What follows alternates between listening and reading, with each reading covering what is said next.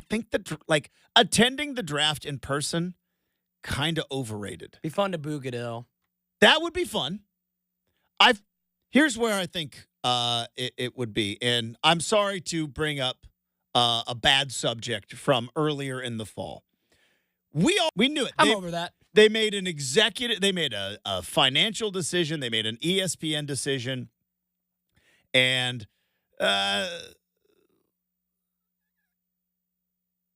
Oregon State got screwed out of it. But other than that, Maybe they knew Jonathan was leaving. I think there was a lot of factors. I think that might have been one. I think they knew. Just saying, now that we know, I mean, you can't not think about it. I think there were a lot of factors. But you had mentioned like if they were going to be there, you would want to go. And I have been lucky enough. I have been there in the.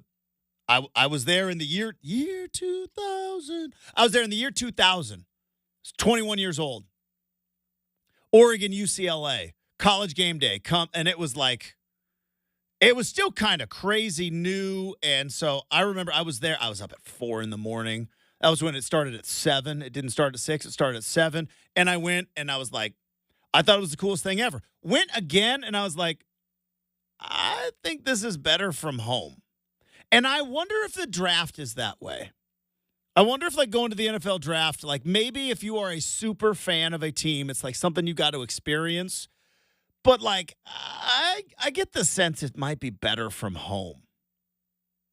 But it's going to be – I do like what the NFL is doing and taking it out of New York where they are entitled to everything and just like, no, we're going to go to Cleveland. And, yeah, they went to Vegas, and Vegas was cool. And I'm sure for the players were like, dude, Vegas or New York, please. I'm going to get drafted. I'm going to become an instant millionaire. Actually, I take it back. I'm already a millionaire because I'm a first-round draft pick, and I got NIL money right now. Can I please celebrate my new job in Vegas or New York? Nope. Detroit. Nothing against Detroit. I'm sure you can have a fine time in it. Question for you, young Brenden. If I said, all right, Miami, Vegas, New York, L.A., even though I don't know if L.A. belongs in this thing. Miami, Vegas, L.A., New York are out. You cannot go there. I'm going to throw in Austin, Texas, too. Austin's out. Nashville's out. You have to pick random U.S. city to go and spend 3 days at. Where are you going? For the draft? Maybe not even for the draft. I'm just thinking because if you're a player, right, and you're like, I just got drafted number 3 overall, I'm in Detroit. But I'll bet you I've been to the Detroit airport. That's it on a connecting flight. Other than that, never been to the great city of Detroit. But I'll bet you can have a fun time there. Same thing with like Cleveland. I've never been to Cleveland. But I'll bet you there's probably some fun parts of Cleveland, even though Joakim Noah was famously quoted as like, who goes to Cleveland on vacation? Well, so I'm thinking of like random U.S. cities that are not destinations. No Nashville, no Vegas, no New York, no Miami. I threw in Austin because I know that's one you would pick. Where would you go? Like random U.S. city? Tampa or Orlando. Okay. Sticking in Florida still. Because Florida's the best. Tampa's interesting. You're right. I have no desire to ever go to Tampa. Zero, zilch, none, not. I have no desire to ever go. But missing out. If in fact there was a circumstance it's usually like a wedding is usually why I've been to Lexington, Kentucky, and it was great. I would have never been to Lexington, Kentucky, but I had a wedding. So I went there. What if they put the draft in Hawaii, Justin? They already got rid of the Pro Bowl. Put the draft in Hawaii. There's a lot of Polynesian players anyway, so makes the travel easier for the family members. So I said, they got rid of the poor Pro Bowl, man. This is what the NFL has figured out that I don't know if the NBA has figured it out. And that is like they go where the people are, right? It's true. The people of Pittsburgh and Cleveland and Green Bay, which is where they're going this year, and I'd also throw in Dallas as a city too. Yeah, somewhere in Texas, like Texas, Florida. Did you knock out Phoenix? I had to knock out Phoenix. No, Phoenix probably should be up there. So, all on the southern belt. Yeah. All right, if you had to go to the Midwest, not Chicago. Yeah. You got Milwaukee, you got Minnesota, you got Cleveland, you've got Pittsburgh, you've got because I think Pittsburgh, while it is still a Midwest city, ask the people of Pittsburgh. What's Cincinnati? Cincinnati. Maybe. Yeah. Go to Nick Lachey's bar if he still has it. Brenden is the wrong person to ask about Middle America because I've only been to Indiana, and that was a trip where I'm like, yeah, I could be okay. Indianapolis is a city, too, where I think that would be fun to go to. I'd be okay. I have no reason to ever go there. Yeah, I'd be okay. I've been there once. Unless there's like a Final Four that I get lucky enough to cover or something like you did. Like you got to go to a Final Four. I don't know if I would ever go to Indianapolis, but it seems like a fairly fun place to go. I'll say this, Justin. I remember being in our downtime bored out of my mind. Now, that was simply because I was 20 and not 21. That's very different, yeah. But, yeah, I'd be okay never Also, you, financially probably weren't. Well, the school paid for the trip, so the money, I could have gone out and done stuff. It was just I just remember, it was Indianapolis wasn't anything. I came home and was like, yeah, I gotta go back. So I'd try somewhere else. I mean, what about, Kansas City? Kansas City seems like a good place to have a good time. Kansas City does. Yeah, if you're going to take me to the Midwest, I'd probably go KC, man. It's a good pull. I think so. And Kansas City just had the draft, too. Case in point.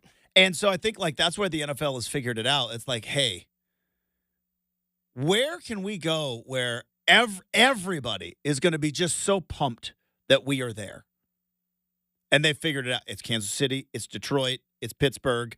It's Green Bay, which is pretty much Milwaukee, right? They're going to have it at Lambeau, right? Next year. They're going to have it at Lambeau. That's unique, man. And then they're going to have it in Pittsburgh. I don't know where they're going to have it in Pittsburgh. I'm sure probably somewhere right on the waterfront. The three rivers of the Allegheny and the Monongahela that create the Ohio River. That's the three rivers of the Berg, baby. Do you think it'd be cold in Green Bay, April? Or do you think yeah. You think it'd be decent? I don't know. I think that's a lot of places, I think it's going to hit and miss. Right, yeah. Right? Because you can go, because I think about Chicago. Chicago, you can have a beautiful spring day where it's perfect, 60-some degrees, clear, but you can also have that wind whipping off the lake. And Green Bay is the same place, right? You have that wind coming right off the lake. Chicago, the coldest place you've vacationed, as far as just in the United States, where you're okay, we don't know cold. Because I like to say that Oregon, the one thing we get to complain about is the rain.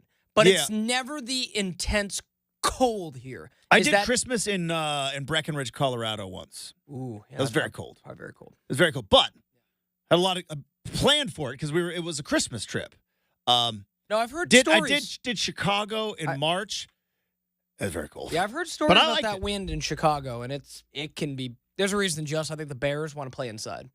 That absolutely. It's just a thought. All right, coming up, we're going to dive back into the football versus basketball debate, and some new evidence might have been presented. So it's going to be that coming up next. But before we do that, I do want to tell you about Oregon's home improvement expert. Speaking of heat, cold, how's your roof? How's your windows?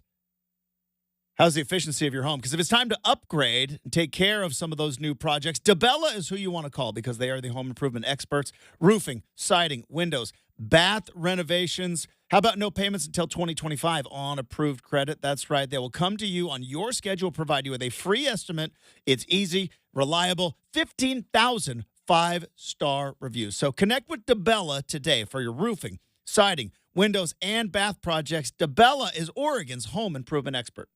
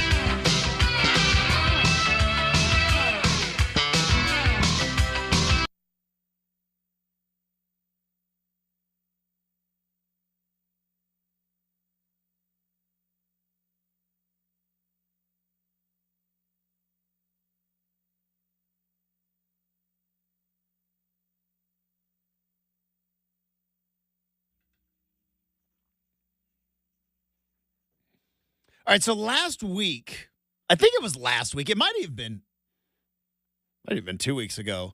But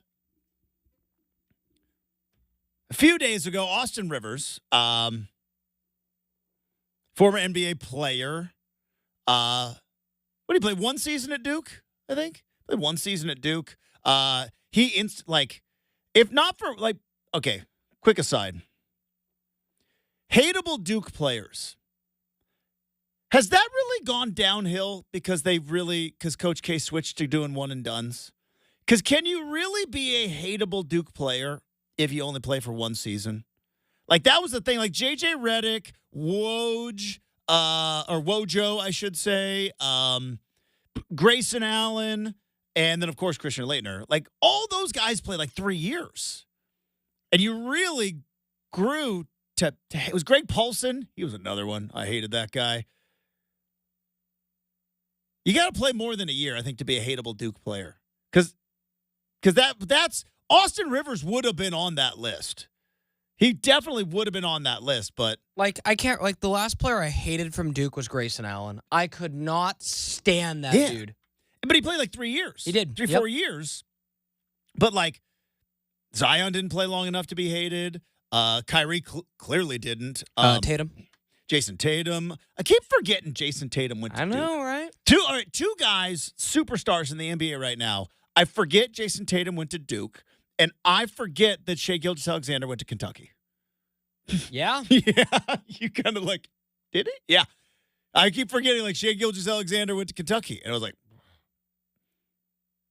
that one always just sneaks past the goalie there. Anyways, SGA is kind of like one of those guys like Devin Booker. They popped more in the NBA than they did in Kentucky, right? There are guys like Karl Anthony Towns, Anthony Davis, who dominated Kentucky and then just carry it. I understand that there is a difference, right? And mostly it's physical maturity, right? Because some guys are just ready to go at 18 or 19. Some guys aren't. You get Coach John Calipari in a room with some Kentucky bourbon, but now that he's in Arkansas, I don't know what they probably still drink bourbon down in Arkansas. Probably more of a moonshine. Get with some Arkansas moonshine. And you go hey, what's your biggest regret? It had to be I didn't play Devin Booker enough. You had Devin Booker coming off the bench, playing 17, 18 minutes a game in college. That guy's a walking, talking bucket. Maybe think about playing. But again, who knows? But I always forget, Jason Tatum went to Duke. That's right. Forgot about that. But Austin Rivers also went to Duke. And Austin Rivers, a couple of weeks ago, he went on, I think he was on McAfee's show. I think he went on Pat McAfee's show. And I think he was throwing some jabs because McAfee, and you got A.J. Hawk, and you got Darius Butler. You got all these football guys there. And Austin Rivers, you could get, I think, what did he say, 15 guys in the NBA right now could play in the NFL, which I don't believe is true. But I also don't believe the inverse is true. I do not believe there are 15 guys capable of playing in the NBA that are currently in the NFL. And we had a fun little, what about this guy? What about this guy? And it's a fun debate, and I love it because that's what we do. It's this is what guys talk about instead of talk about relationships like the girls do. This is what we talk about. So that argument happened, and it seemed to die down a little bit. Well, then Josh Allen shows up to Bills OTAs, and I think he was doing the Bills podcast, and that got brought up. And Josh Allen throws out, I could give you 6 to 8 minutes a night in the NBA. Now, I've never seen Josh Allen shoot a basketball. I know he is obviously extremely athletic, but I think we're underestimating how good the 12th man at the end of the bench who never plays in the NBA is so unbelievably good at basketball. And for a football player to think I could give you 6 to 8 minutes a night. And so then that sparked the argument again. And then Austin Rivers went back on Get Up. And here comes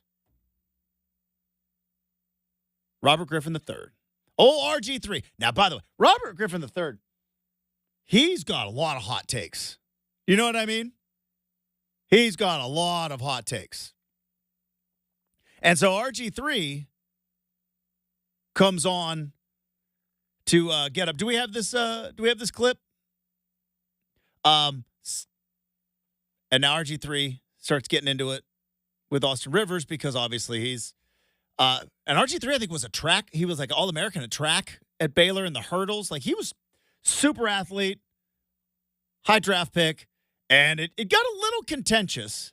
But in this Allen play, listen, Austin, your comment was very disrespectful in the very beginning to football players, but that's neither here nor there. I do think that Josh Allen at 6'5", 237 pounds can give you 7 minutes of tenacious D off the bench. You're telling me you have seen this guy throw a football? You've seen this guy hurdle over guys on the football field and run through them? You're saying that he couldn't do that?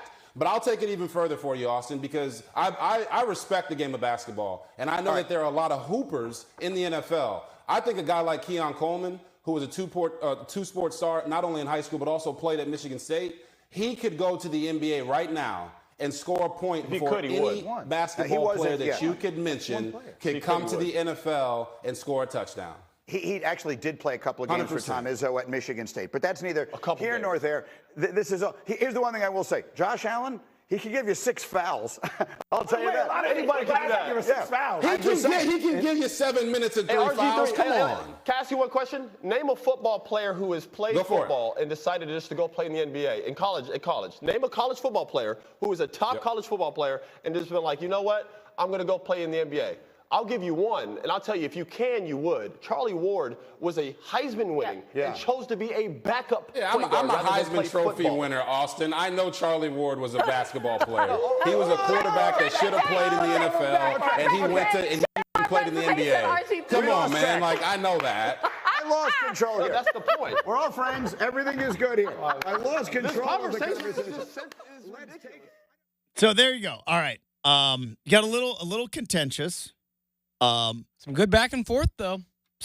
I think some good back and forth, but a little contentious, but still fun. So I thought what Austin Rivers had to say, I thought was kind of a sneaky. Let's end the argument. The NFL is incredibly tough. It is an incredibly tough life as a professional football player, unless you are a quarterback, right? Unless you are a quarterback, it is an incredibly tough life. Non-guaranteed contracts, injuries, grueling practices. Like the NBA, even if you are a journeyman NBA player, right? You get like pulled hamstring. Nobody expects you to play on a pulled hamstring in the NBA. And that's just the culture. That's the way the NBA has gone. And you don't lose your job usually. Well, in the NFL, boom, pop a hamstring. You have an AC joint, something. If you're not available to play, they are in front of you working out your replacement. You show up in the NFL and you have been hurt for a little bit and you are not on a massive deal or not an established superstar, they are working out your replacement. And I thought what Austin Rivers had to say was, I think, kind of smart. If there was someone that was good enough to play in the NBA, in the NFL, currently, they would. So, Brenden, I took a look, and I wanted to find, like, who would be the guy that they are talking about. What's the guy that plays 7-8 minutes a night in the NBA, not a star? And so I went and I looked at the Detroit Pistons, who, while they don't have the number 1 pick, the Detroit Pistons were the worst team in basketball this year. You probably know this because you play fantasy and you know a lot of basketball. But you familiar with the game of Marcus Sasser? I am. Marcus Sasser, kind of a journeyman guy. Well, not a journeyman. He's played in Detroit. He's been in Detroit since, He came from Houston. There we go. Had the whole game log thrown out there. But all I remember is he cooked my beeves. Got it. But like Marcus Sasser is probably someone that nobody in like Joe sports fan has maybe ever heard of, right? Marcus Sasser is due to make $10 million over the next 4 years. 5.3 of his money guaranteed. The Detroit Pistons, who are the worst team in the NBA, have Evan Fournier guaranteed $37 million. James Wiseman, one of the biggest busts we've seen, right? Not Anthony Bennett type bust, but one of the bigger busts we've seen in the top three. James Wiseman, bust in the NBA, $12 million is what James Wiseman made $12 million in the NBA. Cade Cunningham still on his rookie deal, $24 million. Azir Thompson, $16 million. Jaden Ivey, $15 million. Isaiah Stewart. That dude could probably play in the NFL. Yeah, he definitely could. What would you, Isaiah Stewart, he averages 30-some minutes a game, but Isaiah Stewart has never averaged more than 15 points a game. He has never averaged double-digit rebounds. The pride of Washington Huskies right Washington Huskies, he has never had double-digit. His best season ever, he was 12-6. 12-6. You know what's guaranteed money he's got? Just without looking, guess what Isaiah Stewart's guaranteed money is. His best season in the NBA on the worst team in the NBA, averaging 12-6. Hey, $8 million a year? I'm saying overall guaranteed. Like earn it already or set to earn it? Will earn it no matter what if he does not play another minute of this contract. $20 million. $50 million. Isaiah Stewart has $50 million in guaranteed money. He will make $15 million next season. Coming off of 12-6. He will make $15 million in 2025, 26 season. He will make 50. He is on a gigantic $50 million guaranteed deal. You think you can come off the bench and play 6-7 minutes in the NBA? If you could, financially, you would. Because you'd be Isaiah Stewart. Making $50 million, averaging 12-6. So it begs the question, right? Is it better to be a bench warmer in the NBA than to be a non-Pro Bowler in the NFL? Starter, still. Because didn't we have this conversation, right? Sixth man of the year or the best running back in the league? It's like, dude, give me the sixth man of the year. Because what was it, Tyler Hero? What's his guaranteed deal?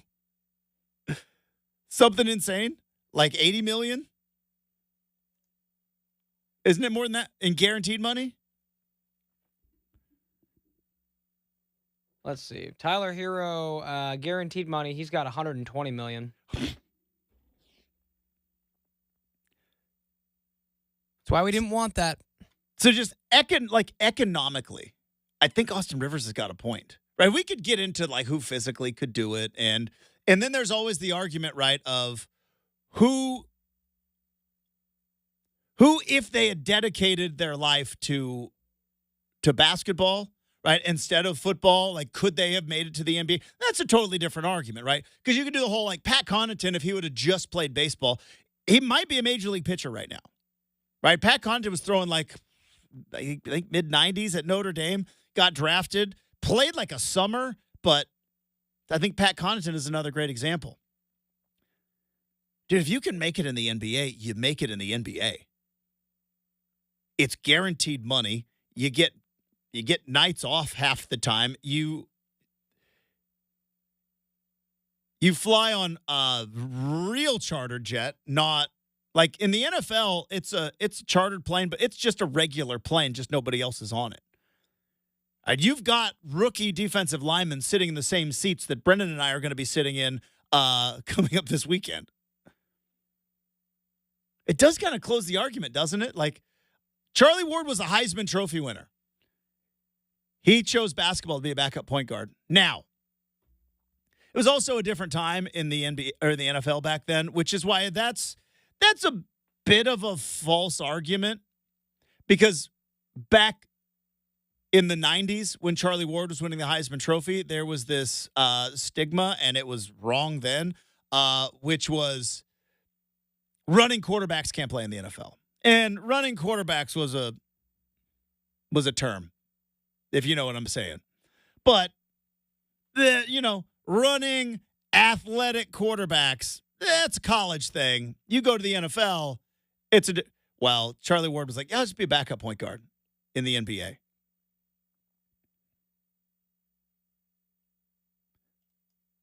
You think about because of the salary cap and everything else,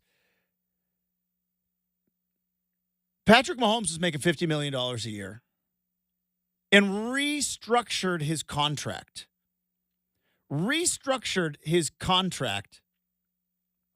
So that they could basically pay Travis Kelce and could keep certain guys around. I think Chris Jones was part of that too. Meanwhile, Isaiah Stewart's making $50 million. You make it. I mean, he is a solid player. But I'm talking about Patrick Mahomes, who might be in the argument for the greatest quarterback ever. Isaiah Stewart, solid pro. This is another. He's catching some ricochets, and I apologize to the entire Stewart family if you're listening. But that's kind of my point. Is like, if you had an opportunity financially, right? I could play in the NFL or I could play in the NBA. Dude, give me the NBA.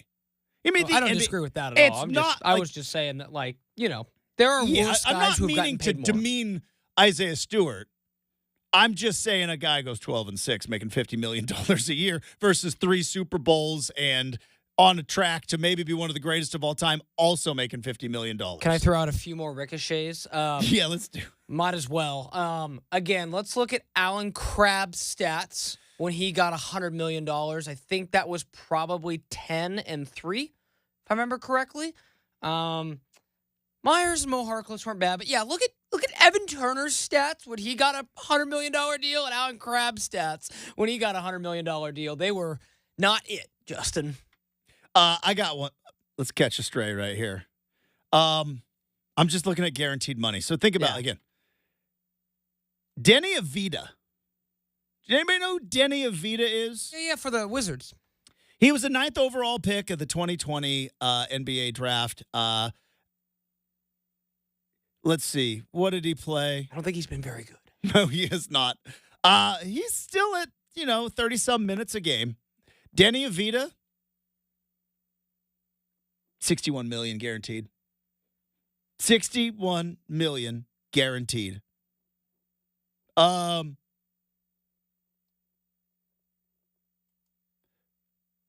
Landry Shamet, also for the Wizards. Let's see.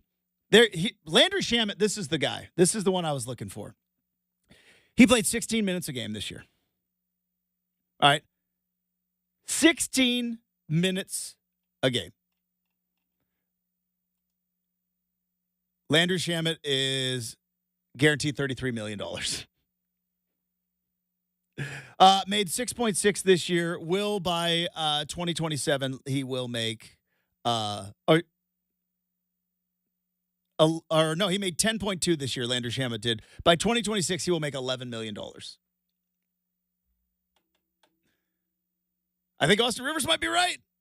Hey, now again, Josh Allen is different, but you keep hearing about all of these guys, so and so could come off the bench and play tenacious deep. If he could, I think he would, because you can go make $40 million guaranteed, and you got to play 18 minutes a night. But it also goes to show, with catching strays with Landry Shamet. That guy is so unbelievably good at basketball. Like, so unbelievably good at basketball. Just to be playing 17 minutes a night on a terrible team like the Wizards. But that guy gets $33 million. All right. There was a basketball game last night with some unbelievably good basketball players. Kyrie Irving showing up early. Luka closing the door late. We overreact to game one with Roundball Rock next. 620 Rip City Radio.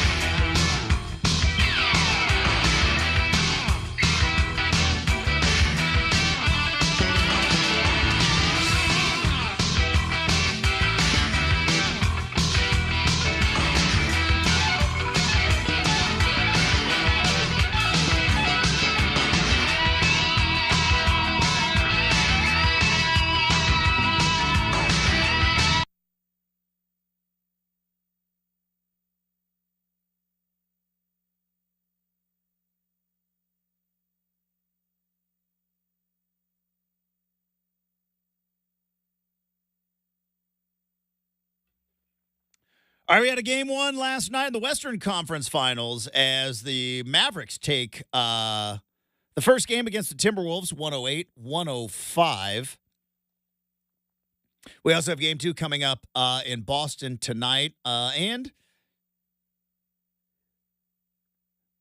we got the list of all NBA first team. So, news and notes around the league. It is time for Round Ball Rock. Here we go. I'll be honest, though. We created this segment 3 years ago, I think. Didn't we create this segment like 3 years ago? Maybe 2.5. And I was like, I love the intro music, and I love Round Ball Rock, and I love the NBA and NBC because of what it was. I feel kind of guilty playing it today because NBC is coming in with their big money boosters. They're not boosters, but I live in a college football world. They're coming in with all their big money offers, and NBA inside the NBA is probably done. Not probably, like done. Either way. More importantly, I know it's game one. Let's overreact to it. Are the Minnesota Timberwolves done? Or was this just a case of coming off of a game 7, dealing with a little bit of fatigue? The Mavericks had, a couple of extra days to kind of get their legs from under them. Or is this, boy, when Karl Anthony Towns doesn't show up, the Minnesota Timberwolves are a very different team. He is like, Anthony Edwards is going to show up. He's going to give you what he's going to give you. But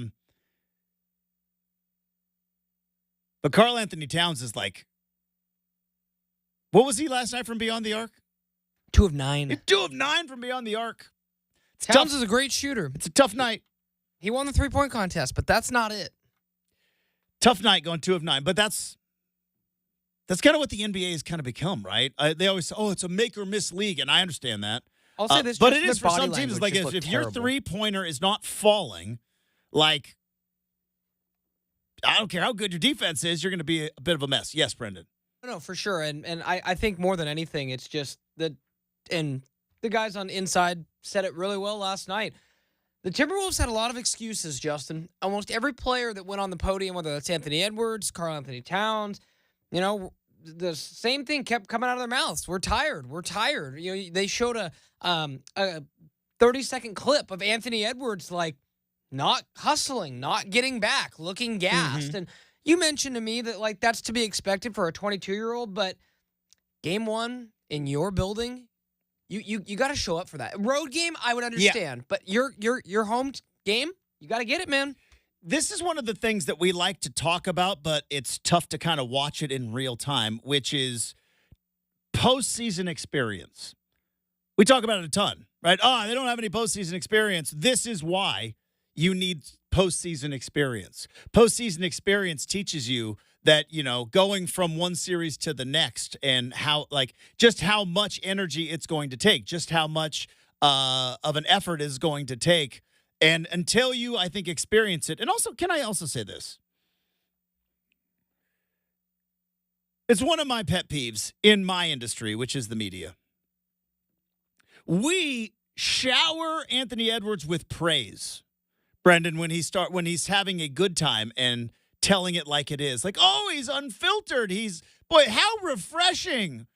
He just speaks his mind. How refreshing. Guess what? When he doesn't play well, he's going to speak his mind too. And you don't get the omelet without the broken eggs. It frustrates me to no end. It's like, wow. You love that saying, don't you? Well, yeah, I really do. You can't make an omelet without cracking a few eggs. Because it's so true, though. Like, we sit there like, I love the fact that he is authentic, right? His authentic. How much have we heard about Anthony Edwards' authenticity, which I like. I kind of like that he drops F-bombs at the podium. And, it's like, it's refreshing. And guess what? When dude loses, he's going to pout a little bit because he's 22. And he is authentic. And when you're authentic, when you are not, if you are being your true authentic self, and you blow a game one, and your boy, Karl Anthony Towns, is 2 of 9 from, you're gonna come with some excuses. You're gonna come with a little bit of pouting, and that's to be expected. So that's neither here nor there. Dallas looks pretty good. If they have the Kyrie Luka thing figured out, which it looks like they do, each of those guys because I thought this was a mess. I overreacted to game 1 of the first round. Doofus. Because I'm like, there's no way these two can coexist. Kyrie's going to... They have kind of figured out their little dance. Do you know what I mean? Which is Kyrie's going to cook, then Luka's going to cook, and Brenden, it feels like, while Kyrie's hit some big shots, don't get me wrong, has Kyrie kind of given up the fourth quarter? Which I never thought he would ever do. I think he just... Not completely, you know what I mean? If he's got... But, I think it's pretty well established. If it's going to come down to some buckets at the end of the game, Luka's getting the ball. Yeah, and I think that's just Kyrie and Luka. I mentioned it yesterday. I love the rhythm that those two are in. And I've said for a while now, maybe it's only one game, but the Nuggets outside of Rudy Gobert have no postseason experience but this year. So a game like this with a relatively young team, and again, got to credit Charles Barkley. He's like, Anthony Edwards carried this team here. Mm-hmm. The team goes how he goes. If Anthony Edwards is sitting here complaining about being tired and this and that, the whole team's going to think it's okay to complain and be tired, right? So that's the deal with a young team. You don't have that institutional knowledge of how to win. Like Justin and I have said, the Warriors playing with the cat playing with the thing. Uh-huh. And that's where I think Luka's had some playoff heartbreak. And Justin, you said perfectly this morning, you have to take your lumps. You got to take your lumps. Even the Warriors with Steph Curry and Clay, they took their lumps with Mark Jackson so they could run with Steve Kerr, right? I mean, it's very rare, Justin, to have a young team. Like the Grizzlies a couple years ago. Great team with Ja, right? What happened when they got to postseason? Out. Yeah. So you need that institutional knowledge. You really do. As silly as it sounds, you got to know how you've been there. Just be there. Can we throw out another stray real quick? Yeah. I love it. Trey Jones, San Antonio Spurs.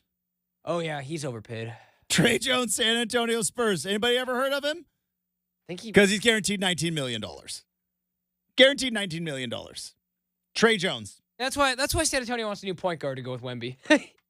24-year-old Trey Jones making $19 million guaranteed. How many people in the NFL would love to have that job?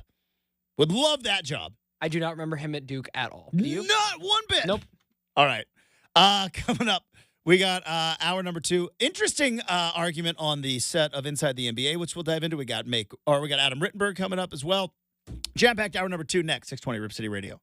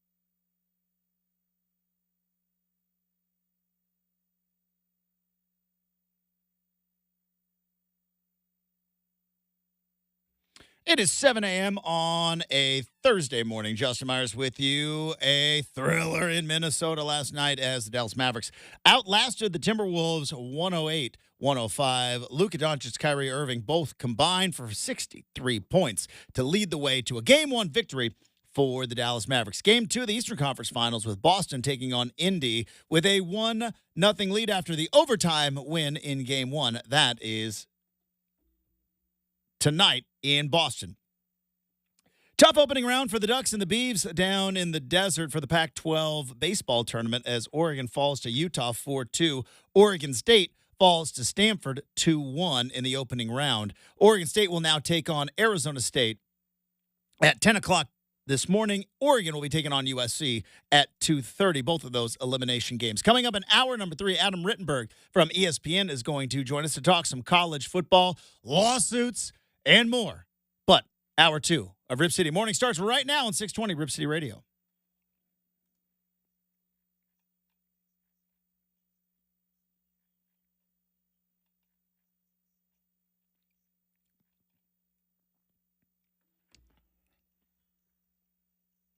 All right, welcome back to Rip City Mornings, everybody. Hopefully you are having a fantastic Thursday. We do have Make or Miss coming up in 20 minutes. We will have stuff we saw on the internet coming up in about 45 minutes.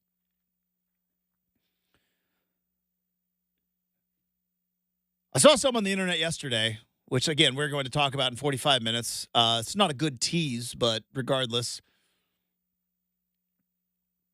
But there's a uniquely Pacific Northwest food item that is taking a new sales strategy, which we are going to talk about coming up. And then Brenden and I, who are both Pacific Northwesterners, we're going to have I don't know if it's a Mount Rushmore because, it's not really Mount Rushmore season. That's usually after basketball is over.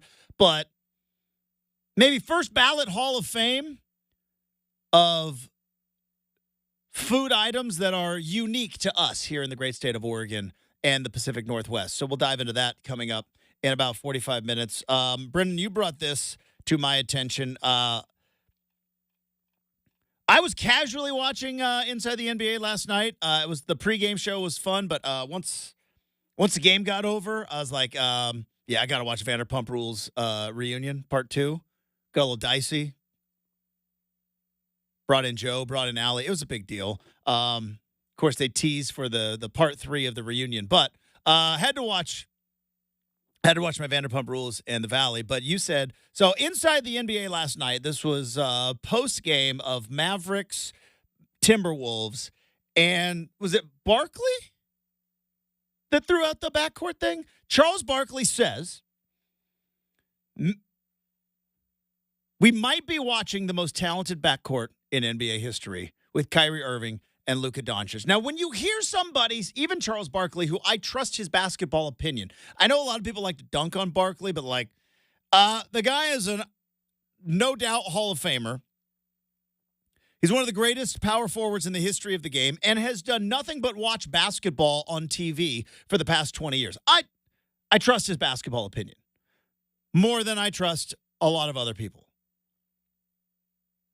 Because I know there's a whole trend now of older basketball players just dunking on the new generation, and they all got podcasts, and we promote half of them here on iHeart. Maybe give them a listen. But there's a whole thing of whether it's Draymond, whether it's Gilbert Arenas, whether it is Steven Jackson. Who's with Steven Jackson? Who's the guy? Played at UCLA, played for the Warriors. Why can't I think of his name? That's going to bother me. You said with Steven Jackson? With Steven Jackson. It's all the smoke is the podcast. And now I can't think of his name. Either way. Matt Barnes. That's the guy. Played at UCLA, played for the Warriors. Now he does a podcast. Do you think Hold everything. Hold everything. Hold everything. Why didn't you say Matt Barnes? Didn't Matt Barnes and LeBron have that thing? Matt Barnes was kind of a polarizing player, I'll say. Yeah, didn't he also try to do the thing to Kobe? Didn't he? Wasn't That Matt was Barnes? the basketball. He right tried to Yep. pretended to throw the ball in Kobe's face, and Kobe was just like, "Dude, you're Matt Barnes. Stop." For like a 5-year period, Justin, I thought Matt Barnes and Delonte West were the same person. Both had neck tattoos. Right? I mean, not the Hope craziest Delonte West is doing good. Is he? I don't know. Remember, he had a rough time, and they He did. Hopefully he's doing well. Anyways, but there's a whole slew of like these past basketball podcasts of players from like the early 2000s that just crap on all the players of today.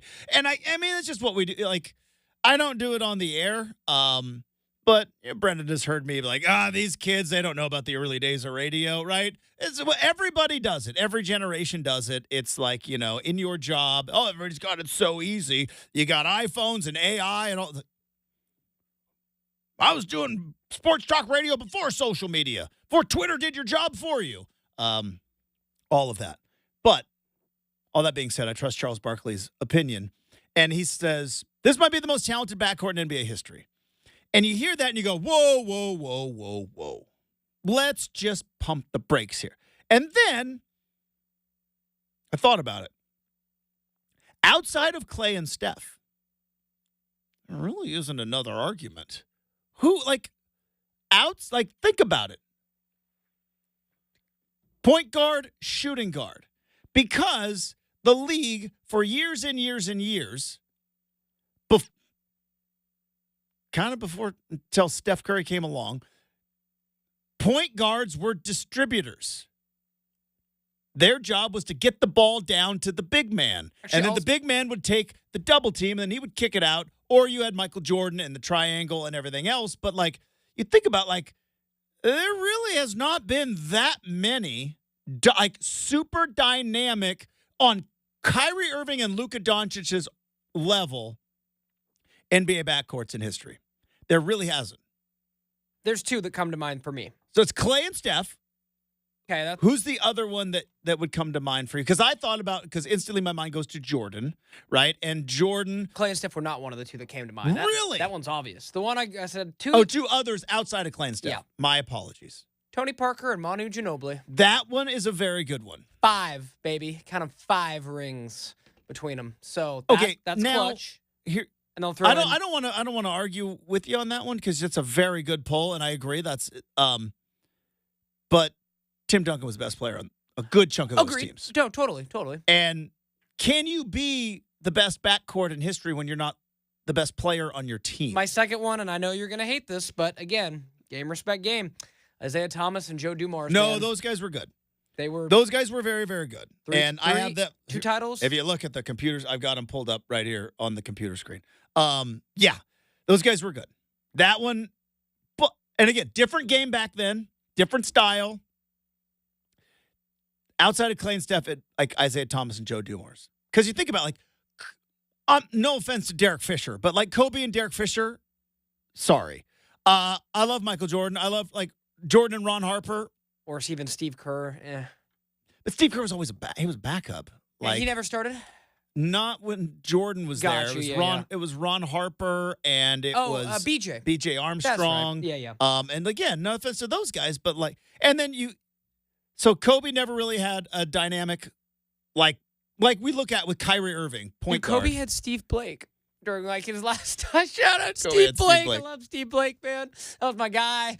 Oh, but his best point guard was Derek Fisher, right? Yeah. I just threw it out there just for fun. But yeah, hey, Justin, put some respect. Steve Blake could ball though when he was with the Lakers. And this is again, like we talked about with the whole me throwing strays at Isaiah Stewart for a good 20 minutes. Incredible incredible basketball players, but if we're talking greatest of all time, we have to eliminate very good of all time, and we're talking about the greatest of all time. And so my instant thought was is Charles Barkley, is he hot taken right now? Which I respect. I love hot takes. Is he hot? But talent for talent, because clearly Clay and Steph have 2 titles that are without Kevin Durant. They've got them. Cannot deny it. And they got 2 more with Kevin Durant. But talent for talent, we might be watching one of the best backcourts of all time.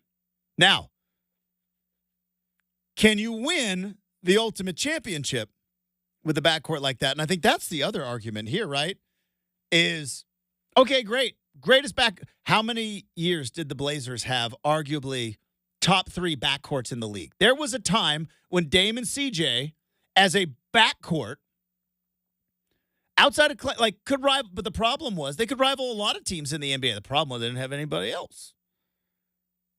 You didn't have a dynamic 3. You didn't have a stretch 4. You didn't have a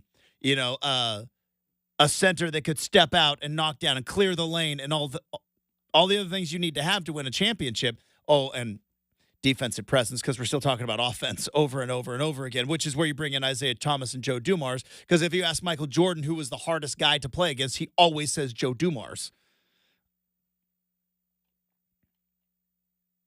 But they're like, you got to go back to Walt Frazier and Earl Monroe. You got to go back there. Bob Cousy and Sam Jones, which, Mad Dog Russo, he would love if he brought up Bob Cousy. You know Bob Cousy. 1957 to 63.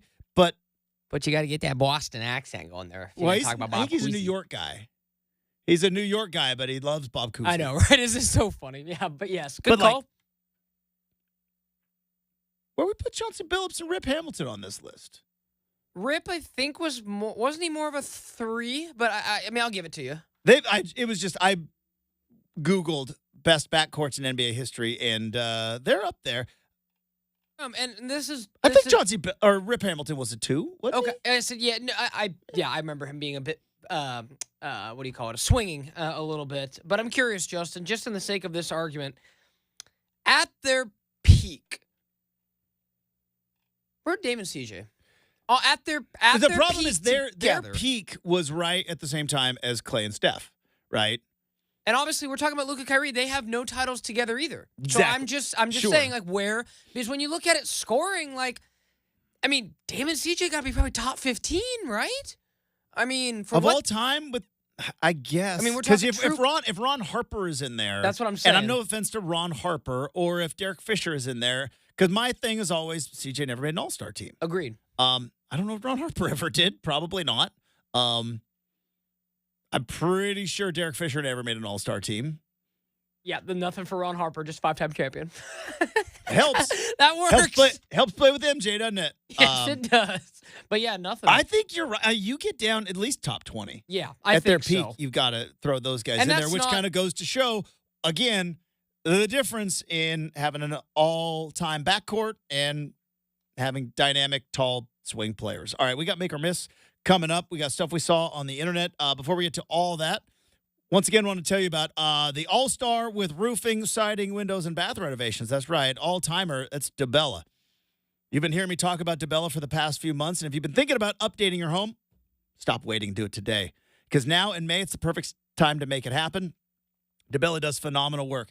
Better Homes and Garden, Real Simple, HGTV, all places where they have been featured. 15,000 five-star reviews on Google for their excellent work, plus award-winning customer service with top marks from Angie's List and Home Advisors. As you plan your summertime spending, you want to save some money? How about solar shingles? Solar shingles could potentially pay for your new roof with savings to your energy bill and federal or state incentives. DeBella has all the details about updating your roof with solar shingles. Connecting with them is easy. Estimates are free. So now is the time to update your roofing, siding, windows, and bath renovations, all with DeBella's incredible financing of no payments until 2025. That's on approved credit. Start saving today.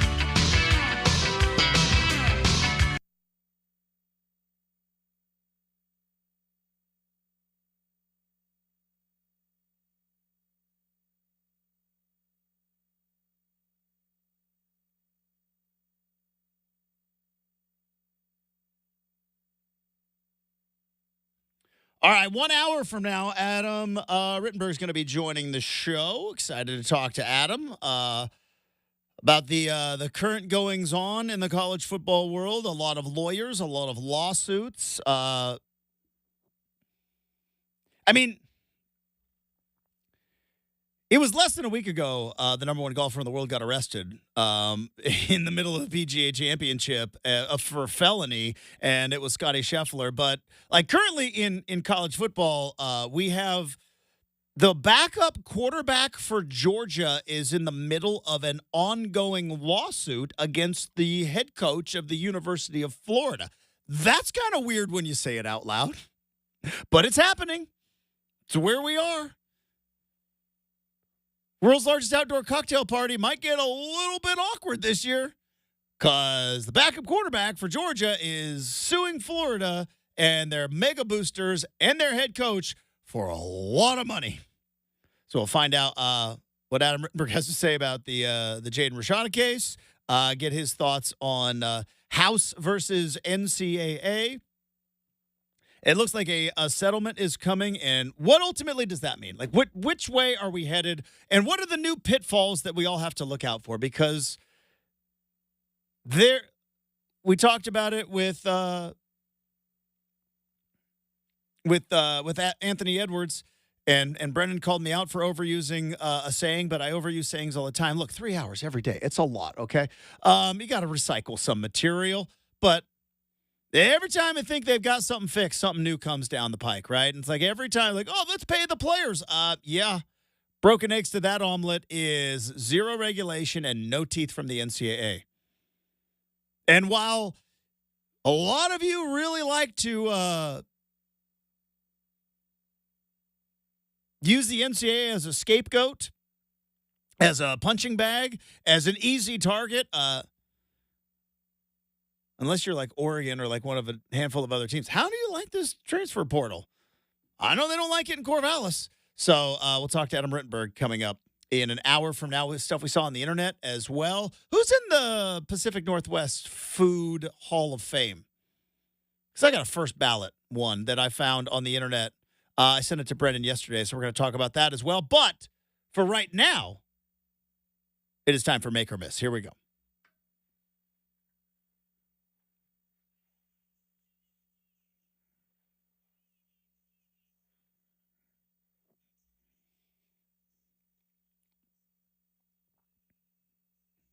All right, Justin, fired up Make or Miss Yes. today. Something I've wanted to talk about for a couple days Okay. now. NBA nicknames are lazy. They've been lazy for a while. I was trying to think about who ruined it, and really sports nicknames in general have all gotten a bit lazy. And I blame LeBron for this because he's an easy person to blame. Sadly, if you really want to go like to the crux of the problem, like Jordan was really the start of this. Sports nicknames, but really NBA nicknames, they were organic. George the Iceman Gervin, Dr. J, and Magic. I mean, his name is such a good nickname. We don't even Irving. know that we forget that his first name is Irving. Larry Bird. Well, the Great White Hope. I mean, that was never. He was more. I think Larry Legend was more his nickname. I think he was never really nicknamed. Like that might be up now, but as a kid in the '80s, I don't think I ever heard. And the Great White Hope from downtown, like, but you heard like Dr. J, Magic, and then came along the Nike creation of Air Jordan. Right? Yeah, I said Air for Jordan. what it's worth, Larry hated that nickname. Which one? The Great White Hope. Yeah, it was the dumb nickname. I think it's funny. You had the round bound rebound, right? You had and Charles Barkley. But it was then Air Jordan came along, right? And not only was it a nickname, but then it was a brand. I happen to be wearing Air Jordans right now. No big deal. And then all these players in the later eras started realizing, oh, we can cultivate our own nicknames and make our own brand. And they were really bad at it. Like LeBron, like, does anybody truly call LeBron James King James? I call him the king. Like nobody. Like, that's not in the zeitgeist. He tried to make it a thing. It You don't never call really. him the king? What's that? You don't call him the king? No. I still don't think he's better than Jordan, but Jordan is his airness and the GOAT, and LeBron's the king. I don't know of a lot of people. Maybe I'm not. Maybe it's not on my TikTok feed. I don't know. But I think a lot of the youth call him the king too, Justin. Potentially, I don't hang out with the youth. They scare me. But if you when you get like LeBron shoes, which I have a couple pair, they're LeBrons. They're not King James's. They've got a crown on them. And then Kobe out of nowhere was like, "Yeah, I'm Mamba now," and it was like, that's awesome. It's awesome now. At the time, it was kind of laughable. It was like, what do we do? And then he won a couple of championships, and then, winners get sprinkles, and you get to be like, yeah, I'm Mamba mentality, Mamba Academy. But, once like everything else in the world, once it becomes the corporate thing, it stops being cool. Do you know what I mean? So, who has the best nickname in all the NBA right now? If you were to just kind of throw it, I guess Wemby is an alien. Breaking news. We got to stop this. Oh, okay. JB Bickerstaff just fired by the Cavs. Okay. That's really dumb. Wow. It's really, really stupid. The Oregon State alumni, Justin. Is he an alumni? Not He really. left after a sophomore Not really. year. I'm like, hey, he was there for a hot minute. But yeah, that Justin and I talked about that this week. This is really dumb. Didn't mean to cut you off, but that this is good breaking news. Surprising. That's... Who are they going to go get? It doesn't matter because he ran afoul of Donovan Mitchell. Yep. And Donovan Mitchell is more valuable to the Cleveland Cavaliers than JB Bickerstaff is. I was thinking about this with talking about Chauncey Billups, right? And we saw that John Hollinger of The Athletic said, Chauncey Billups might be on the hot seat. And there are two ways to get fired in the NBA. Two ways. One, massively fall below expectation. Do you know what I mean? Lakers, right? The Lakers, whether it was real or not, their expectation was to go to the NBA Finals. First round bounce. Phoenix Suns, right? Frank Vogel. Massively fell below expectations of what that team should have been, even though we all knew the whole second apron thing. They had no depth and blah, blah, blah. But the expectations were there. So that's one way you get fired in the NBA is you fall below expectations. The other, much more popular way to get fired is you run afoul of a star player. And Darvin Ham got it because LeBron doesn't want him around. So did JB control Donovan Mitchell's calf? Did he control? But from what I read, and again, these are all rumors and speculation because Donovan Mitchell isn't going to say, yeah, I ran that guy out of town. But from what I read is that Donovan Mitchell was upset with the amount of minutes he was playing, especially towards the end of the season, and kind of blamed Bickerstaff's rotation on his calf strain or vice versa, his calf strain on the rotation. That was one of the things that I saw. Don't know if it's true, but Brenden, there's no way the Cavs fire him unless Donovan Mitchell's like, I want him out. Yeah, so... and the Cavs are in a spot where everybody in the league, just like the Blazers were a couple years ago when they fired Terry Stotts, everybody's trying to run Donovan Mitchell out of Cleveland. And is it Dan Gilbert? Is that the owner of the... Yes. Dan Gilbert's probably sitting there going like, we just got back to being good. I don't want another guy to leave. How do we keep him happy? He's not really happy with Bickerstaff. Get him out of here. So here's another interesting kind of awkwardness. So we saw levels of awkwardness here in Portland when Chauncey Billups' brother was kindly asked to not return. Yeah. Justin, JB Bickerstaff's son of head coach Bernie Bickerstaff, he's a Cavs front office advisor. I don't think he's going to be anymore. Think he was also let go this morning? I don't know if he was let go or you quit. Maybe resigned. You quit if your son gets fired. You just be like, I'm out too. Or do you make them fire you? What would you do? Would you make them fire you? I'd make them fire me. Or would you quit? Yeah. You make them fire you? I would go full Costanza, though. So I don't know if people are aware. There was the great episode where the New York Mets were trying to steal Costanza away from the New York Yankees, but the Mets couldn't hire him unless he was fired. So Costanza was doing everything to try to get fired. True. And then, of course, because it's Seinfeld and it's hilarious, all the things he was doing, Steinbrenner was loving. And he's like, I spilled strawberries on Babe Ruth's jersey. And like, tired of I heard he wasn't even a Sultan. So I would go full Costanza and be like, yep, I definitely don't want to be here, but you are going to fire me and you're going to pay me. I am not going to quit and give you the satisfaction. You're going to fire me. And I'm not going to do my job very well. Again, here's another coach that, I think he's really good. You look at, all you can do to evaluate a coach, in my personal opinion, if you do not know the ins and the outs of basketball, wins and losses, it's right there. Look at when he took over. How many wins did they have? Look at how many wins they had this year. Look at the success that they had, making it into the postseason, making it to the second round. Yes. Yeah, you lost Donovan Mitchell and half your starting lineup against the Boston Celtics. Nobody's winning that series without 3 starters. Nobody. He starts in Houston, takes them to the playoff in an interim year. They lose. Okay, he's asked not to return. Goes to Memphis for 2 years. They don't like what they see out of him, and ironically, he's out before Ja gets there, right? Yeah. Then would have been nice to have that guy. Right. Then for the last 6 years, Justin, been in Cleveland now. It was 2019 he got hired before the 19th season. Maybe that's the part of it. We could also be recency bias, and they could be like, we've heard his voice for 5 years, right? He's not It could not just be about what we saw this year, but it could be like, well, he's had 5 years. We have gotten better. Yeah, every single year. But again, Justin, I know their record wasn't as good this year as it was last year in the regular season, but you made it to the second round. Right. You took out Orlando. And if Donovan Mitchell is healthy, also, I watched a good chunk of those Celtics-Cavs games. Yeah. That was not a team that quit when their superstar went down.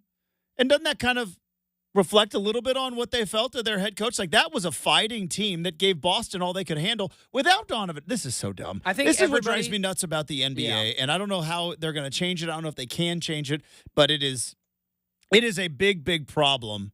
And maybe I'm just more sensitive to it than anybody else is, but Nate, other than Eric Spoelstra, is there one coach in this league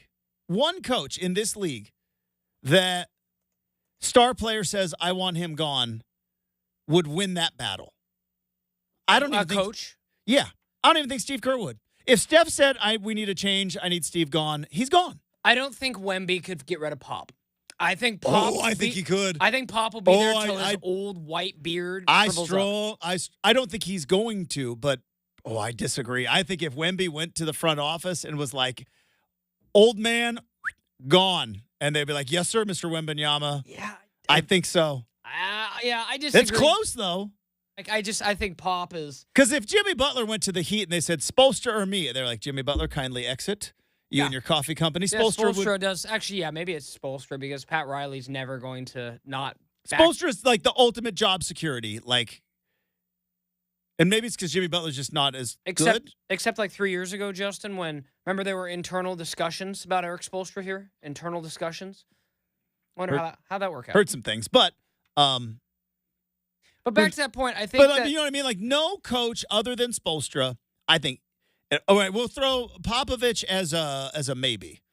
That's a 50. It's a coin flip. I still think if Wemby said he's gone. Now, if you went, here's what I would say about Popovich, because I think Wemby is different. That is a franchise-changing player. If it kind of came down to Popovich or Kawhi, didn't it, at the end there? And Kawhi got sent to Toronto, won a championship, but Pop and him were never really seeing eye to eye. So maybe in that sense, there's no other coach in this league that is going to be able to to withstand a stare down against a star player. They traded away the Spurs. They probably could have fired Pop and kept Kawhi. They probably could have, and Kawhi would have and fired the medical staff because Kawhi hated the medical staff. But that's a Finals MVP and no doubt Hall of Famer. Yeah, that was traded. That doesn't happen very often. So, and then I still think Justin recency bias. Every team out there who's at the first or second round level is trying to find the next Steve Kerr, and I say that because there were 2 straight years where Steph and Clay. Draymond was young, but getting there. And, guys like David Lee and Jermaine O'Neal and Leandro Barbosa and, all those great Warriors, they were bounced as a 6 seed in the 2 years before Steve Kerr.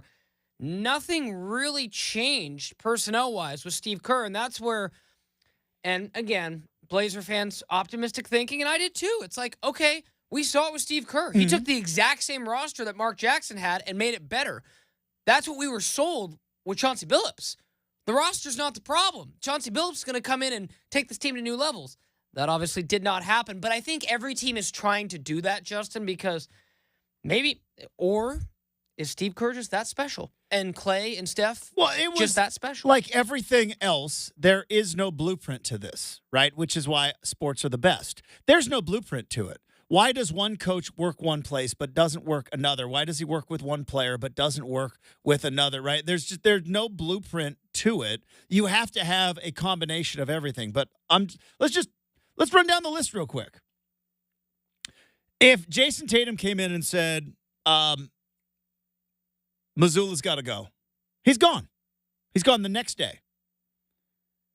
If Jalen Brunson after this year said, hey, my hand hurts, half our guys are hurt, I want to stay in New York, especially after this run that Jalen Brunson had. If Brunson said, it's me or it's Tibbs, Jalen Brunson wins. Tibbs is gone. Not saying it's going to happen. Giannis, ask Budenholzer. Cleveland just did it. I don't know who the Magic's coach is, but I would imagine if Paolo Banchero said, we need some new eyeballs here. Do you know who the Magic coach is? I don't know who it is. Whoever it is. Jamal Mosley. I'm sure he's a fine basketball man. He wouldn't withstand a showdown with Banchero.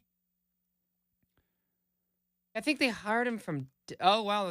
Would Carla, if Halliburton came in and said it's just gave him a 4-year extension, he's doing well. if Halliburton came in and said it's Carlisle or me, that one, I don't know. Yeah, I mean, I don't know. Like I mentioned to you earlier, Embiid, he wins. Yeah. every one. We mentioned Spoelstra. Like Carlisle is a big Indiana guy, and like they were so thrilled to bring him back after he left. They got rid of him in the early 2000s. He went to Dallas. But he's older, Justin. He's like in his 60s. And Tyrese has a runway of 10, 15 years? If Tyrese came. You're right. Yep. I think Carlisle's gone. He's out. I think he would. Trae Young. I love Rick. You know I love Rick. Mm-hmm. But Trae Young, Atlanta. We've already seen Quinn that. Snyder would be so gone. Quinn Snyder's gone. And he did it with what's his name? Former Blazer coach. Nate McMillan. McMillan. Okay, I got one for you. McMillan got bounced, so he did that. Brunson came and said, we want Tibbs out. Well, I just said that. Okay. Yeah. Okay. He's gone. Yeah, I mean. Especially after this run, that Brunson is king of New York right now. Yeah. King of New York. Yeah. A year ago, no. A year ago, no. This year, yeah. I mean, we saw Kevin Durant get Steve Nash fired, and Steve Nash, Hall of Fame point guard.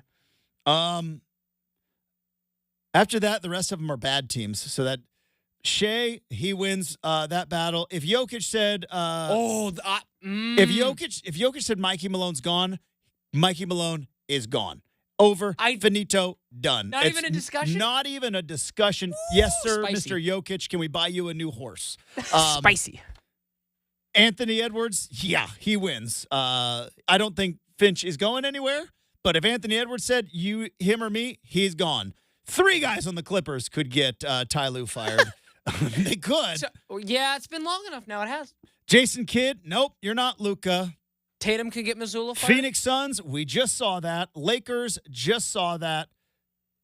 Could Tatum get Mazzulla fired? Yeah, Yeah, no doubt. Like if they bounce it's out. not even I don't think it's even close. So they would go if with they another- lose this series, which I don't think they're going to, but if they lose this series to the Pacers and Jason Tatum comes in and says, we need a new voice, he's gone. Coaches are It's scapegoats, over. Justin. Like I said, Lakers have done it. Zion and the Pelicans. I think Zion wins. Yeah, Willie Green's on the hot seat, so yeah. Zion for sure. wins. Steph, if Steph says Steve Kerr is gone, guess what? Steve Kerr is gone. All right. You know what is not gone? Us. We still got a whole bunch left. We wrap up hour number 2 coming up next, 620 Rip City Radio.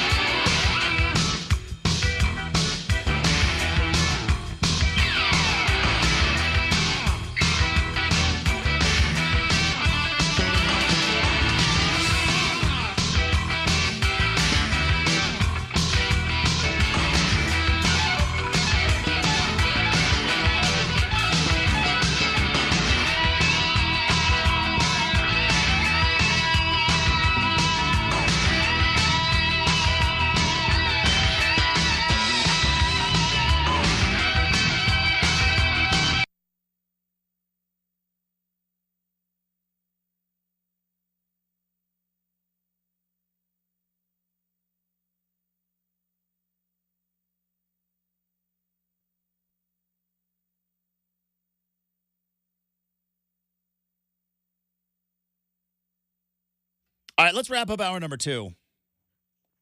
Saw this story yesterday, and it got me thinking about some of the uniquely Pacific Northwest things, food-wise. Now, what am I talking? I'm not talking about like salmon or like filberts. Pump the brakes with your hazelnuts, all right? They're filberts. Either way, they're delicious. They're good. I'm a big fan of them. But I'm not talking expensive, about... though. I'm talking about... Are they expensive? Yeah, hazelnuts are kind of expensive. They're probably the most expensive nut. I don't know. Can I tell you? Pistachios. Okay, sorry, pistachio. Then... If I... we're going to get off track. I don't know if I've ever sought out to specifically buy filberts. I have for sure. Like I've been to a filbert festival. Me too. Shout out Springfield, Oregon. But I've never really sought out going like, you know what, we need a bowl of filberts. They're kind of good, man. They have them in the bulk at Winco. I like that. So but macadamia is the most expensive. I'm talking about macadamia nuts are expensive. They're so good. White chocolate macadamia nut cookies, underrated. They're not the GOAT. That's still chocolate chip, but underrated. But I saw this.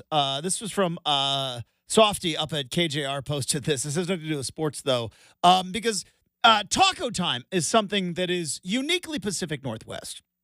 Do you have a taco time in Sherwood?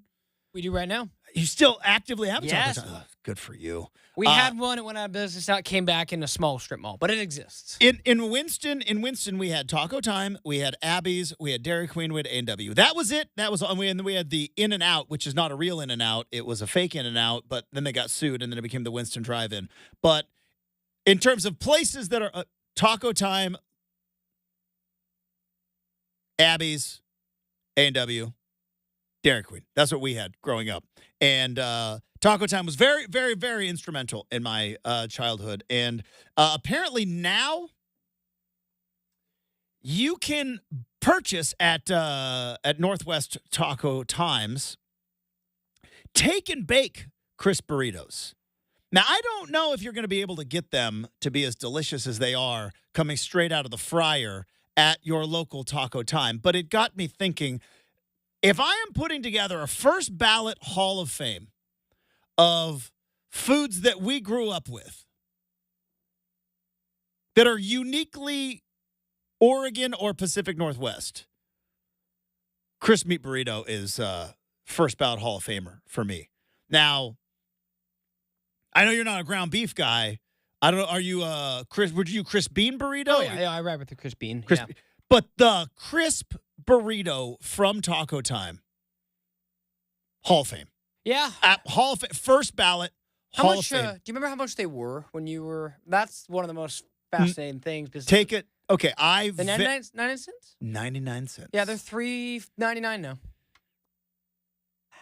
Expensive. I was going to make a joke, but I'm not. Yeah, again, it was a long time ago, the 90s, right? Whoppers were 99 cents. Crisp meat burritos were 99 cents. The dollar menu was legit at McDonald's. Student special at In-N-Out was $1.50 for burger, fries, and a refillable drink. It's better times, different times. But yeah, if you got $5 to go to lunch, you start with 3 crisp meat burritos, and then you go from there. I put it into the Hall of Fame. What else? Brenden, goes into the Pacific Northwest Food Hall of Fame? I say Abby's Ranch. While it's not technically a food, it is something that I think is unique and everyone loves. Is it a Hall of Famer? First ballot? Yeah. I think Abby's Ranch. But again, Abby's Ranch, first ballot Hall of Famer. What it used to be. Not now when it's in. Yeah, that's right. I keep hearing. I've heard like tales. I told you, it's now in a cup. It's made at a processing facility. It says Abby's on the foil lid. I mean, when the guys in the back with the big whisk. We have a couple listeners who were like, "Yep, I did that. I made it." And you know what? We salute you. You're champions. All right. What else? Do we have room for 2 ice creams? Do we have room for Tillamook and Umpqua? I will concede that Tillamook is a first ballot Hall of Famer. I will never concede that it is better than Umpqua, but I will concede that it is a first ballot Hall of Famer. Are we putting 2 ice creams in? I think it's only got to be one. No, all right, Umpqua Dairy it is. Yeah. Because it's my topic and my show. What else? Does Burgerville got a thing? Again, Burgerville was more of a 503 thing than a 541 thing. To this day, Burgerville is still some of the best halibut I've ever had. You and your thing of getting fish at the burger place. I ride or die for Burgerville's halibut, man. It's so good. I mean, it's quality, man. However they bred that fish, maybe just came up with my life. But they're like, isn't it their blackberry milkshake? Isn't that like kind of what they're famous for? And their Walla Walla onion rings. Dude, there you go. But, yeah. So let's Walla Walla onion rings from Burgerville. I'm throwing them in the Hall of Fame. They're going in. They're going in the Hall of Fame. What else are we missing? Any other nominees that you've got off the top of the dome there? What's the context again? Something uniquely to our region, because I'm not like you and I know, and a good chunk of our listeners know about Abby's Ranch. Nobody from California knows about Abby's Ranch. Do you know what I mean? Like you go like, hey, Abby's Ranch on Spuds, and they would be like, what are you talking about? But if you go down to Roseburg and go, hey, what do you think about Abby's Ranch on Spuds? You go, yeah, that's the best thing ever. And you could go to Yakima, Washington. They would know that too. Yeah, Same thing with the Walla Walla sweet onion rings and the Umpqua dairy ice cream. Can I ride for Local Boys? Local Boys is good. Is it unique enough? Or if not, that's fine. I got to back up in the mind. only reason why, and I love Local Boys. I could crush that food right now, man. Could absolutely crush Local Boys. Here's where I would have a bit of a pause in the Hall of Fame. There's only one Local Boys.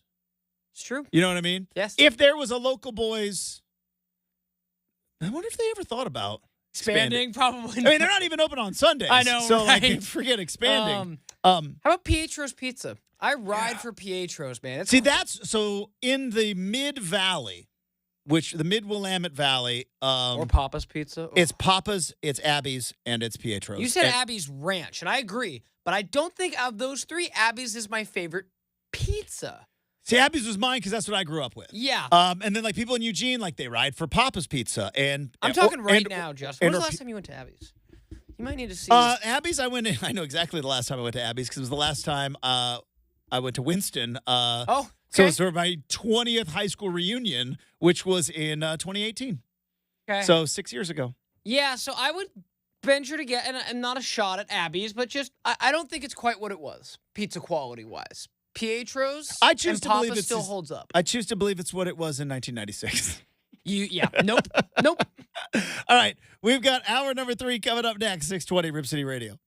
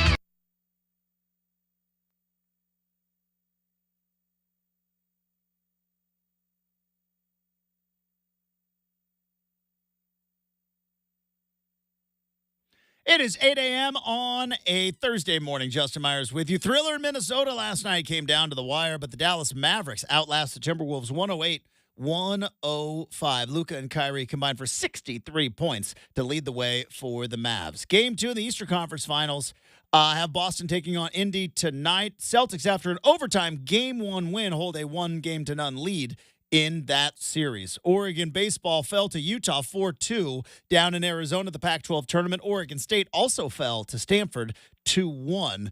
Oregon State plays at 10 a.m. Welcome to the breakfast bracket, boys. To be taking on Arizona State. And Oregon will be facing USC at 2:30, both elimination games. NBA news, the Cleveland Cavaliers have said, thank you for your service getting us to the second round, J.B. Bickerstaff, but you shall exit stage left. J.B. Bickerstaff got fired. Adam Rittenberg joins the show in 20 minutes, talk some college football with the senior college football writer from ESPN, but Hour 3 starts right now on 620 Rip City Radio.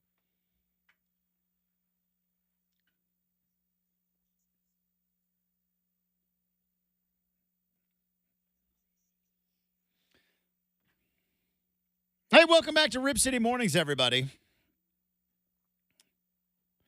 As I mentioned in the update, Adam Rittenberg is going to be joining us in 20 minutes. I don't know if he's a fan of The Office or not, but I'm going to ask him to explain this House versus NCAA thing to me like I am a 5-year-old. Mommy and Daddy started a lemonade stand. Also, we have the Jaden Rashada lawsuit going on right now, which that in and of itself, not that big of a deal, but I have this extremely bad habit of always looking down the road. Like, what is this going to lead to? It's a habit that drives my wife crazy. But I can't help myself. Like, all right, well, what is this going to lead to? Because until there is some actual regulation with NIL, until there's actually really this comes down to, like, there's got to be a governing body. We all wanted, like, all the hot take artists who are like, oh, the NCAA is evil and they're corrupt and they hate kids and they kick puppies and the NCAA is just like, they got a whole room where they make fun of fat kids, right? Like, no, NCAA it's the referee. They were there to enforce the rules. Now, they created some really dumb rules, but they were there to enforce the rules. And for better or for worse, even though with some dumb rules, the rules worked. They were working. Were they all fair? No. But were they mostly fair? Yeah. And now you've eliminated the NCAA, and now it's anarchy. And how do you like college football now? And by the way, you think this is ending with just this lawsuit? You think this is ending? You think Jaden Rashada is going to be the only player who is going to then take a team or a booster to court? No, that's going to happen over and over and over again. But see, here's the problem. There's the flip side of this. Because you would think, well, Justin, you make these deals and they don't live up to their end of the bargain. Why don't you could just sue them? You want to be the first college football team to sue a player? You really want to be you want to be that trailblazer? You want to be out there taking the slings and the arrows and getting out-recruited by everyone because you are going to be labeled as the team that if you don't play well for them, not only are they going to kick you out, but they're going to take your money. That may not be true, but that's how recruiting works. But I don't think this is going to be the first, this is going to be the only player suing another college football entity, which also makes it funny because he left Arizona State to go to Georgia, which is a massive rival of Florida. All that being said, Adam Rittenberg is going to be joining the show. Going back to Twitter, Rip City Comanche. Bob's Big Brute, big. Again, Brenden, I don't know if you are old enough to recognize the glory that was Bob's Burger. Much like Burgerville, local chain, but the Big Brute at Bob. TV show for a minute. No, that's the cartoon. Yeah, I know that. But there was so in California, and I think even more, they had Bob's Big Boy, right? You've probably heard of Bob's Big Boy. If you saw here we had Bob's Burger. And dude, they had the Big Brute. It was legit. Down in the lower Willamette Valley, down in Lane County, Dairy Mart is a very big deal. Oh, yeah. You go down there, you lose the plaid pantries, you run into Dairy Marts. They got like the best jingle ever. It's like Dairy Mart, Dairy. I mean, Dairy Mart was like you hear it on the jingle when you're down and like you're listening to local stations in Midland Valley. You're like, yeah, Dairy Mart is there. I mean, yeah, it's clutch. Because like you go from here, where it's plaid pantries everywhere, and then you get to about Albany, and you stop seeing plaid pantries, and you start seeing Dairy Marts, right? Dude, Dairy Mart in Corvallis, it was fun to go there, man. It was fun to go to Dairy Mart. And I don't know if they had it in Corvallis, but the Dairy Mart's in and around Lane County. And I don't even want to know how they made it, because I don't imagine there is a very prominent kitchen in the back. But, dude, they would make biscuits and gravy. Gas station biscuits and gravy. Dairy Mart, so good. That's all. Yeah, now, that's awesome. Probably gravy from a can, but, again, It hit, man. I don't want to know. Yeah, I mean, that's something more like, again, to quote, I would expect that to kind of be in the South, Justin. Like, I remember Ed Ogeron's like, you can go to a gas station, get the best barbecue of your life, and like, back in Mississippi kind of a thing. Mm-hmm. But I wouldn't think gas stations around here would be clutch for foods. You said you rode for the biscuits and gravy, huh? Dude. Well, again, I was fat back then. Well, just saying. Just throw it. No shame. No shame. And yeah, you would get like that sounds pretty good now. Like a biscuits and gravy in like a boat, like a cardboard boat, just full of. I'm getting hungry just thinking about it. It was so good, so good. And then because I was bigger back then, 44-ounce soda to go along with it. And you want to talk about? You said your breakfast of champions was it was what Maple Bar and a Red Bull. Wasn't that your breakfast of champions? Back in like high school, college days. You give me a cardboard boat full of biscuits and gravy and a 44-ounce Dr. Pepper, and like a lot of soda. So much. Like you kind of like look afar. You're like, whenever I say how much soda I drink, Justin, I'm sure I drink 44 ounces in a day. Dude, you were drinking at one meal. Would you then go get another 44 ounces for dinner? All right, in my soda drinking peak, I think I would have put you to shame. Were you Jokic? How much does Jokic drink? Wasn't it like early, like just the early Coca-Cola? Yeah, it's a great. Because he came to America. Yeah, so on the plane ride to Denver, he quit at cold turkey, and I go, wow, that's absolutely incredible. He used to drink 3 liters of Coca-Cola a day. So that's a full 2 liter and then an extra liter. And yeah, I don't know if I was on average. On average, that? Maybe this is why he was drafted the second round. He goes, I had glasses of it during practice. Dude. Maybe that's why he was drafted. Do you imagine an NBA player? And by the way, there are NBA players who the stuff that they eat, you would be like, how are you a professional athlete? Like, then there are like NBA players who have a personal chef. But like, I've heard stories. Like, I think Josh Hart was one of those guys. Jay Wright talked about Josh Hart and was like, that guy has the worst eating habits of anybody. Like he would eat, I think it was Mike and Ike's, just eat candy in the middle of practice. But yeah, could you imagine? Like, all right, phase 1 practice over. Get a water or a Gatorade or Coke, and Jokic just goes over there like, Coca-Cola. 3 liters a day. And then he said he was just able to. He said I have a less Coke on my flight to Denver. Like who could do that?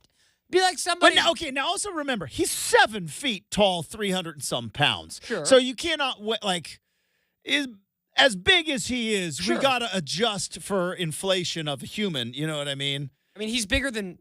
I think he's. It's like when you hear about all the stories about all the beers that Andre the Giant used to drink, and it was like, well, yeah, he was a gigantic human being, and 7 foot, 300 pounds. That's like Justin and Brenden put together. I mean, that's he was so big. But yeah, I wonder if that was kind of part of his. Because again, the biggest knock on Jokic early on, Justin, was his conditioning. I wonder if it took some time to get like that. Justin, being the health expert you are, you drink enough soda, it's going to be just, sugar and not feeling great, and you never have, a ton of energy when you drink a ton of soda. And then when you stop, you get a massive headache. Yeah. So how did he avoid the headaches, too? Good for him, I'm man. sure it was a tough adjustment, but... No, yeah, he just took it out on Nurkic. As those two just fought. Yeah, dude, but yeah, give me a biscuits and gravy. And I don't even know if I could finish half of it now. Like a 44-ounce soda and a boat of biscuits and gravy. You could drink like a can, though, right? Or like a I could 16-ounce? I could drink like a 20-ounce, bottle. Every once in a while. Usually at the grocery store, that's where they get me. You Diet Coke it up? It's the Diet Root Beer. That Diet Root Beer. Usually on a Sunday morning, I'm a little groggy because Saturday night got a little fun. Something about a root beer, just a Diet Root Beer it just feels. I would not have expected that from you. I would have expected Diet Coke for Diet Coke. Our own co-host here, Dwight, has probably still has it right there. Yeah, case of Diet Coke ready to go whenever. So yeah, Diet Coke is solid, man. The toughest for me, and no, it was Coke Zero when I was. Coke Zero's solid too. Coke Zero is so much better than Diet Coke. It just is. I need a blind I know taste some test. people will think that's sacrilegious to even bring up, but it is. It's just better. I've never good question. Diet Coke's never been my favorite, but when I was in Seattle and we would do our show at the practice facility for the Seahawks in the media room, they had a cooler full of any kind of soda you want, and you're there, you're doing a show for 3 hours. I would lose count how many I would go and grab. It was a problem. Took me a while. Say that again. Where was that cooler at?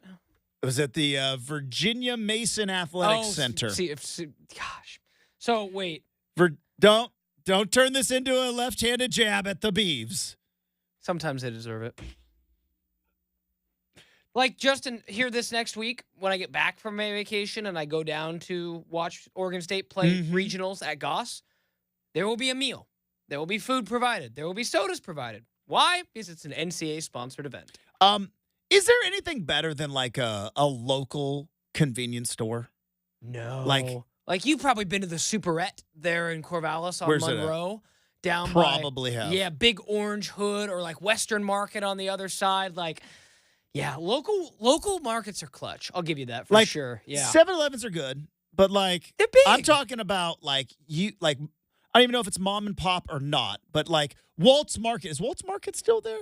Yeah, Walt's Market's still rolling. I lived half a block from Walt's Market. They would sell 3 liters of soda, and I did buy 3 liters of Dr. Pepper at Walt's Market. Didn't drink them all in one sitting awesome. like Jokic did, but you could buy a 3 liter of soda at old Walt's Market, and they have a smell. It's this smells like a convenience store. All right. Enough on that. We're going to talk some college football. Adam Rittenberg from ESPN joins the show next, 620 Rip City Radio.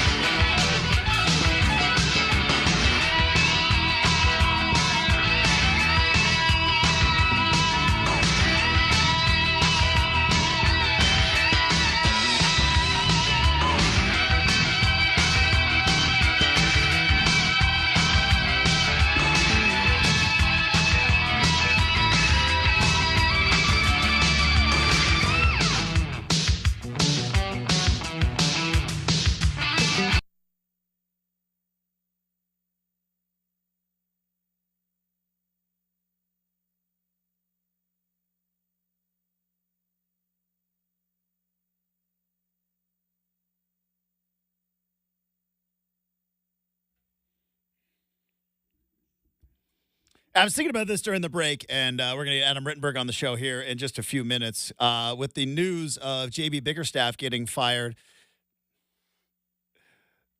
Who has the worst track record of coaching personnel?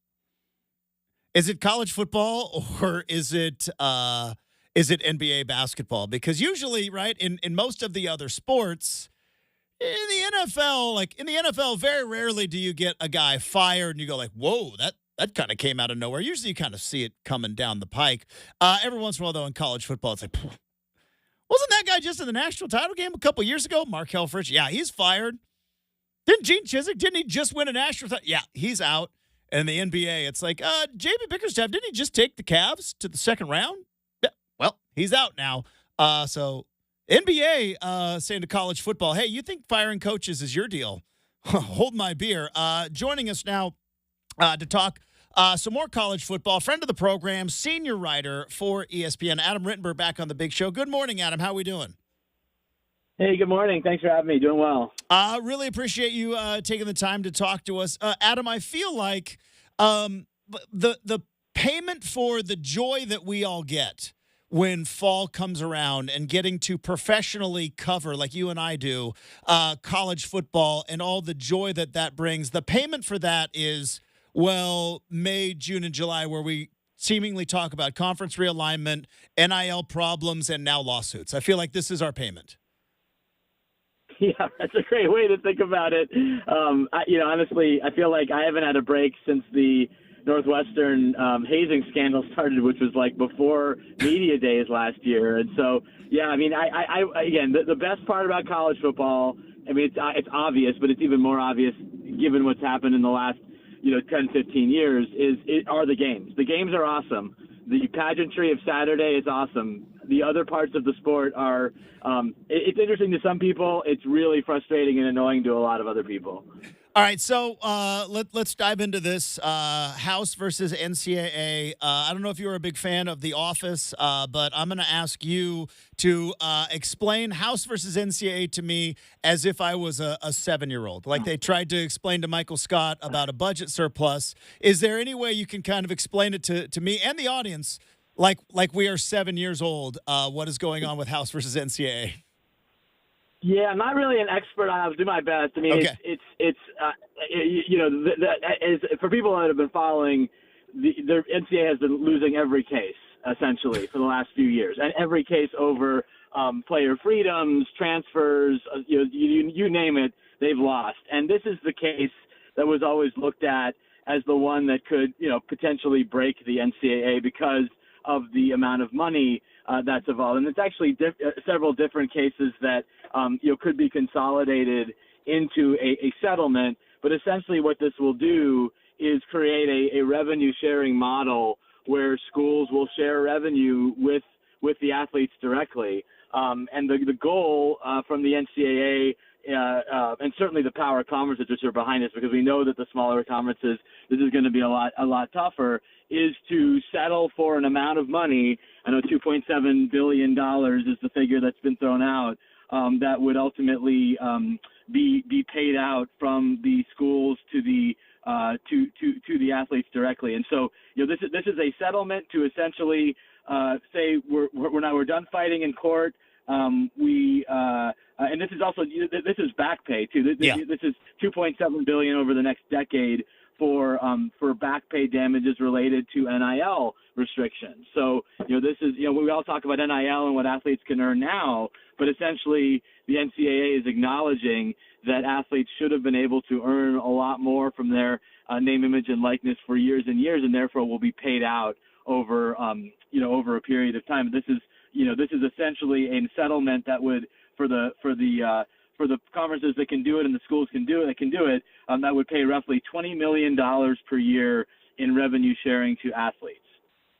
Adam Rittenberg, senior college football writer for ESPN, joining us here on 620 Rip City Radio. And if we can kind of just look down the road a bit, Adam, does this ultimately kind of pave the way for some sort of regulation? Because, again, the elementary knowledge that I have on antitrust, which elementary I think might even be putting it generously, is that the NCAA had no teeth because once players could capitalize on their name, image, likeness, the idea of them being restricted from transferring or restricted from moving from school to school and capitalizing on the most NIL, then it became an antitrust case. Does this ultimately potentially pave the way for there to be a governing body where we will see maybe not NIL restrictions, because those are going to be endorsements, but like transfer rules coming back into place again? Or are we just going to stay in the wild, wild west for the time being?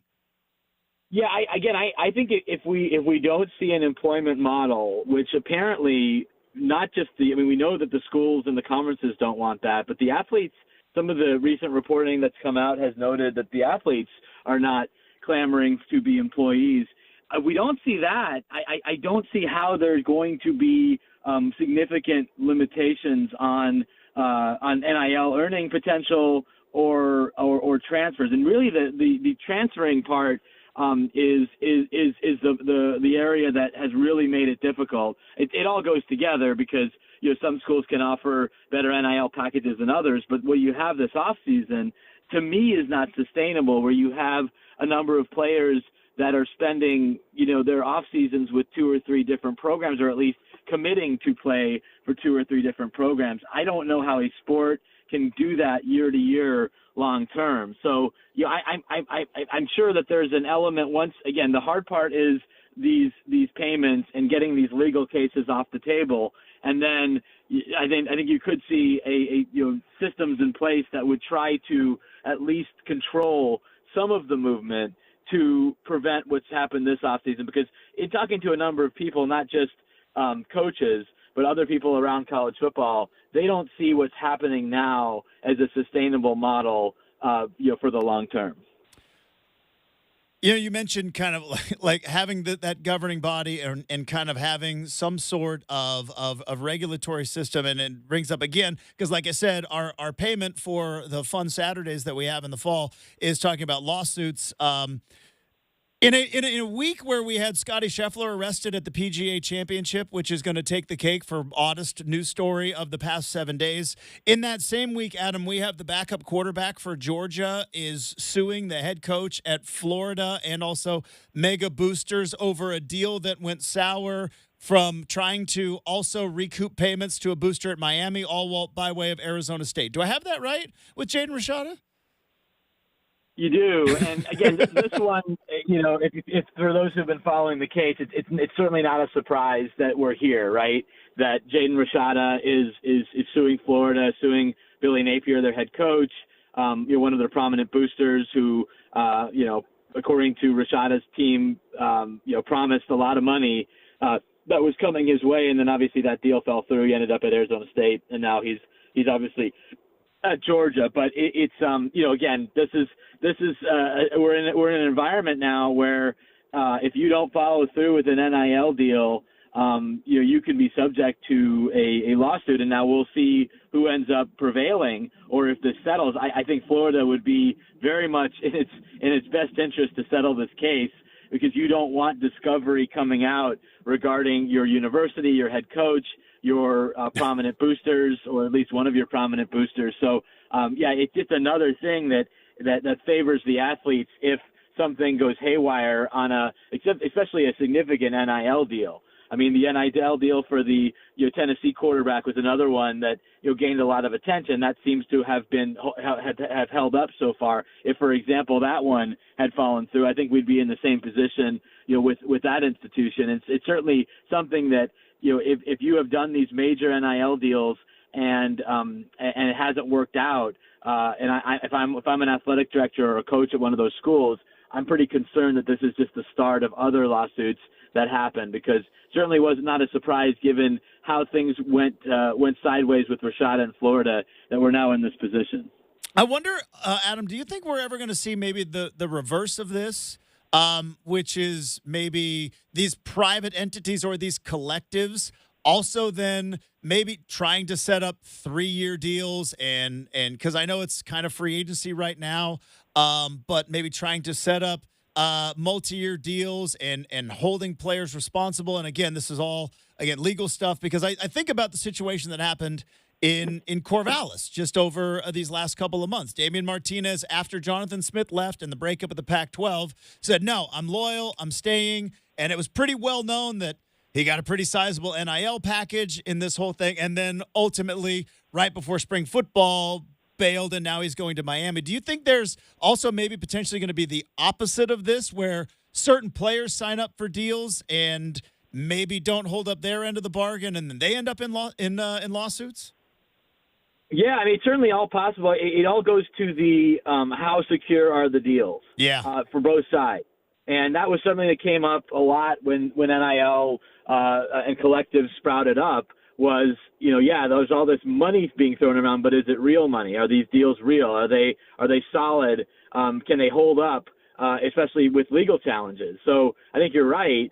That schools, should make sure that they're protected as well. But I also think that the idea of a multi-year NIL deal is unrealistic, given the fact that every challenge to player movement even before NIL. I mean, I remember the waiver period where Justin Fields and others were getting waivers to transfer without sitting out, and they were pretty much getting those at a very, very high rate. Tom Mars and others attorneys were involved in getting those for athletes. So it just doesn't feel like the schools can win at this point. So I mean, they need to protect themselves as much as possible, but they also need to make sure that that what they're offering, what their collectives and boosters are offering, can hold up. Because if not, you're going to have more Jaden Rashada type situations from a legal challenge.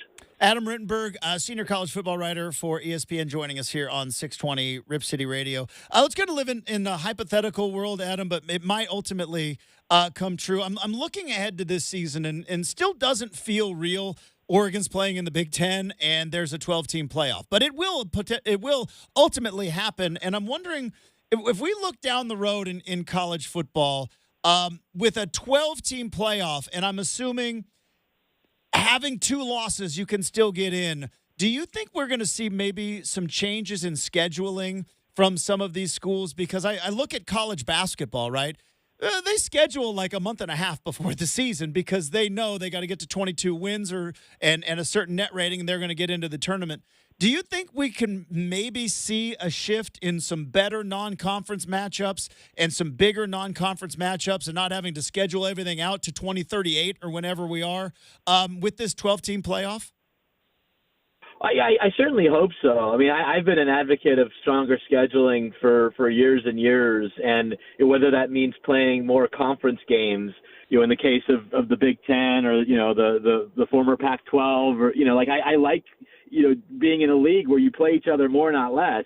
Same thing with non-conference schedule. I get that there are budgetary demands in terms of number of home games, and sometimes that limits how many showcase non-conference games you can play.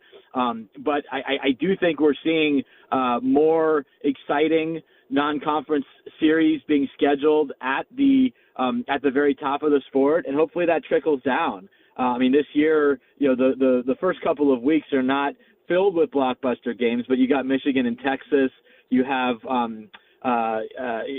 Alabama's going up to Wisconsin, which is a fun matchup between the Big Ten and the SEC. I still hope that teams in the ACC and the Big 12 are able to schedule significant matchups with teams in the SEC and the Big Ten, because you just wonder, will the Big Ten and the SEC kind of close ranks, so to speak, in some of the scheduling. But there's still a lot of really exciting games. Notre Dame obviously plays half of an ACC schedule, but also USC and Stanford and some notable teams that get the Purdue rivalry back on the ledger. So, my hope is that will happen. But again, it also depends on who's getting into the playoff, because you'll see the copycat. You'll see a team that gets into the playoff without challenging itself out of conference. Then you're going to see other teams try to follow that same pattern. So my hope is that the selection committee, which is still here, their role is a little different with 12 teams versus 4, especially with the conference champion component.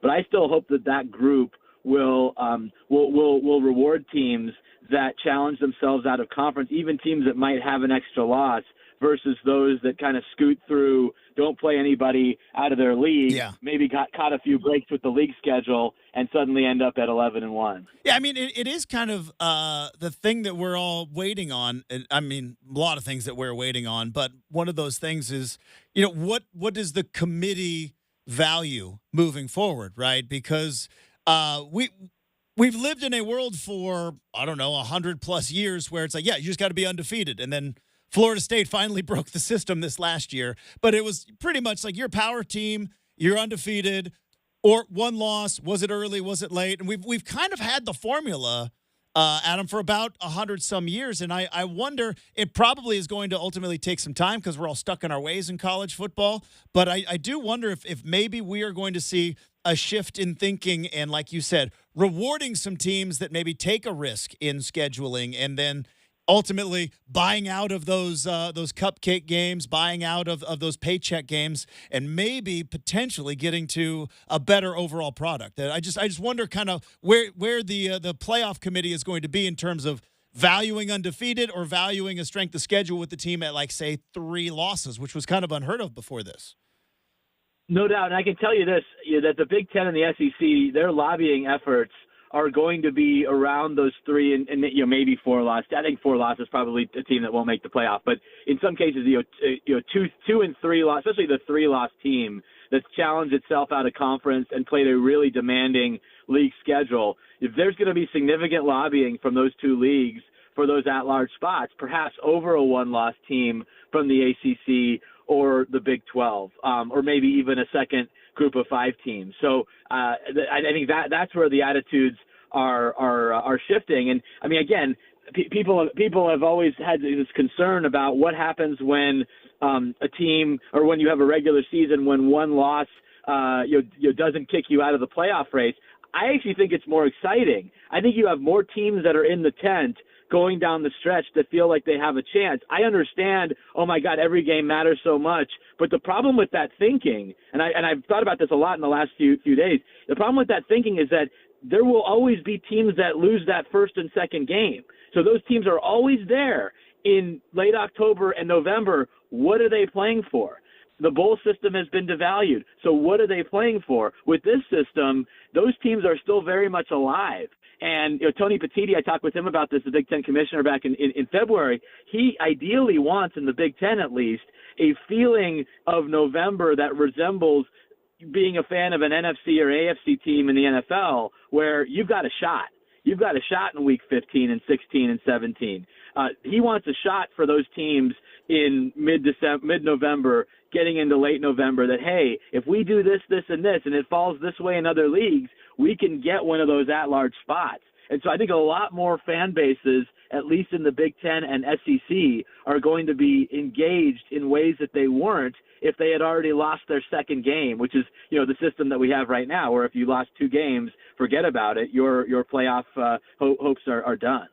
One real quick question, dumb question, Adam, but it was reported earlier this week. The NFL is finally going to start using cameras and lasers to measure first downs. Are we going to maybe get that faster in college football, or are we going to be stubborn about it like the microphones and the helmets that had to wait 30 years?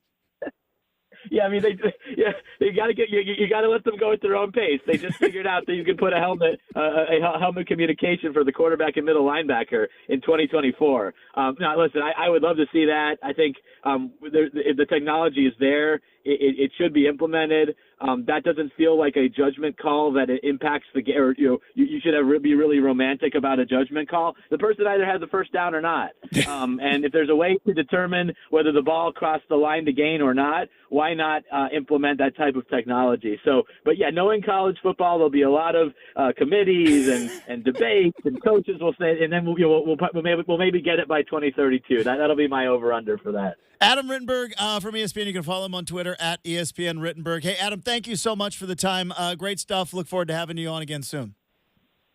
All right. Thanks for having me. There you go. Adam Rittenberg.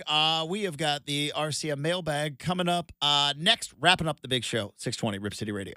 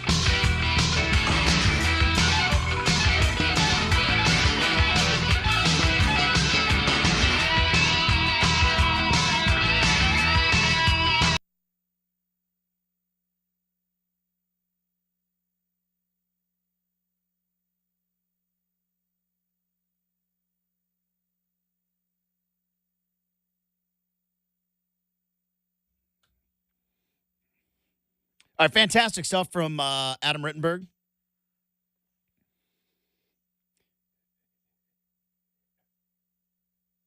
I don't like when he starts talking about, and it wasn't him, he was quoting Tony Petitti, and I go, I guess I'm always cautious. I'm always cautious whenever college football starts talking like we want to be like the NFL. It's like, you've succeeded for 100-some years by not being the NFL. Like that's one of the things that I think made you special.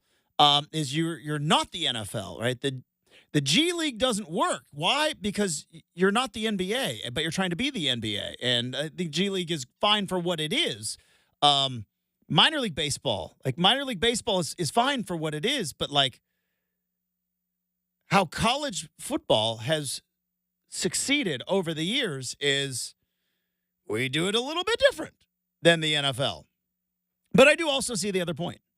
That if you are a team that has one loss, or let's even say you have 2 losses, you can still make the playoff. Potentially. Still make the play if you're in the Big Ten or the SEC. I would push back and be like, well, if you lose a game early, what do you have left to play for? It's like, and I know, look, the Rose Bowl and the bowl games and going to the Fiesta Bowl. Look, I watched that atrocious Fiesta Bowl this year. That a joke of a game with Oregon and Liberty, right? I get it. It was a joke of a game.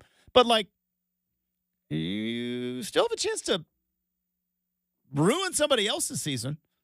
I mean, think about some of the best wins in your alma maters or your school's history. How many of them are ruining the other guy's season? Favorite game for Brenden at Oregon State, ruining USC season. Right there in that Reser Stadium turf. They went 12-1, obliterated everybody else they played, and probably should have been national champions. That's what you have to play for. That's still something. Anyways. So this idea that if you're not playing for a championship, there's nothing to play for, like I dispute that. I've got evidence to back it up, but I'm fighting against the wind on this one. Yeah, no, I hear you. It's over. I've lost the battle. But it's true. I mean, it's we want it to be like November to be like the NFL. Like, oh, congrats to y'all in the Big Ten. Anyways, can we get to the mailbag? Get so frustrated.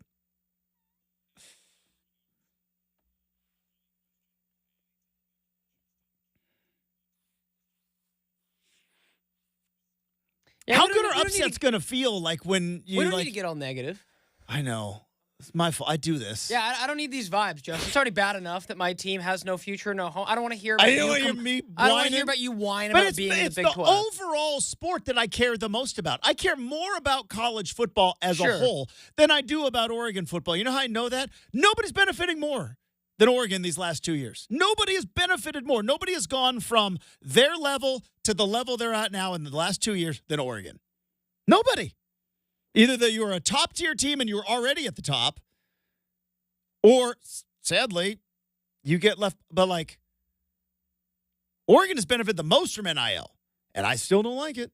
So, anyways. Be that as it may, let's go ahead and open up the mailbag today, Justin. We're going to start with one of the great philosophical questions. I love philosophical questions. Of all time, and I saw this trending on X yesterday, and I said, that's extremely silly, but would make a perfect mailbag. Is water wet? Mm-hmm. It is. Water's wet. I disagree. I think things get wet when you get into the water, but I don't. I understand. I think water's wet. I think what it is water on you. So inherently, to be wet is to have water on you. So therefore, water has to be wet. Well, I would say that. Scientists define wetness as a liquid's ability to maintain contact with a solid surface, meaning it's the essence of the wetness. Water is not wet, but can make the sensation. It's the essence of the wetness. I'm like, without water, there is no wetness. Therefore, water is wet. I shall say. Yeah, it's. And you shall not change my mind. But I understand. I understand the philosophical question. But I still say yes. Water is wet. Think it's possible to cry underwater? I think so. Could you cry underwater? I've never tried. Is it possible? Now, you want to get real philosophical, Brenden. Must tears come from the body to be considered crying? because I cry all the time on this show. I whine and complain.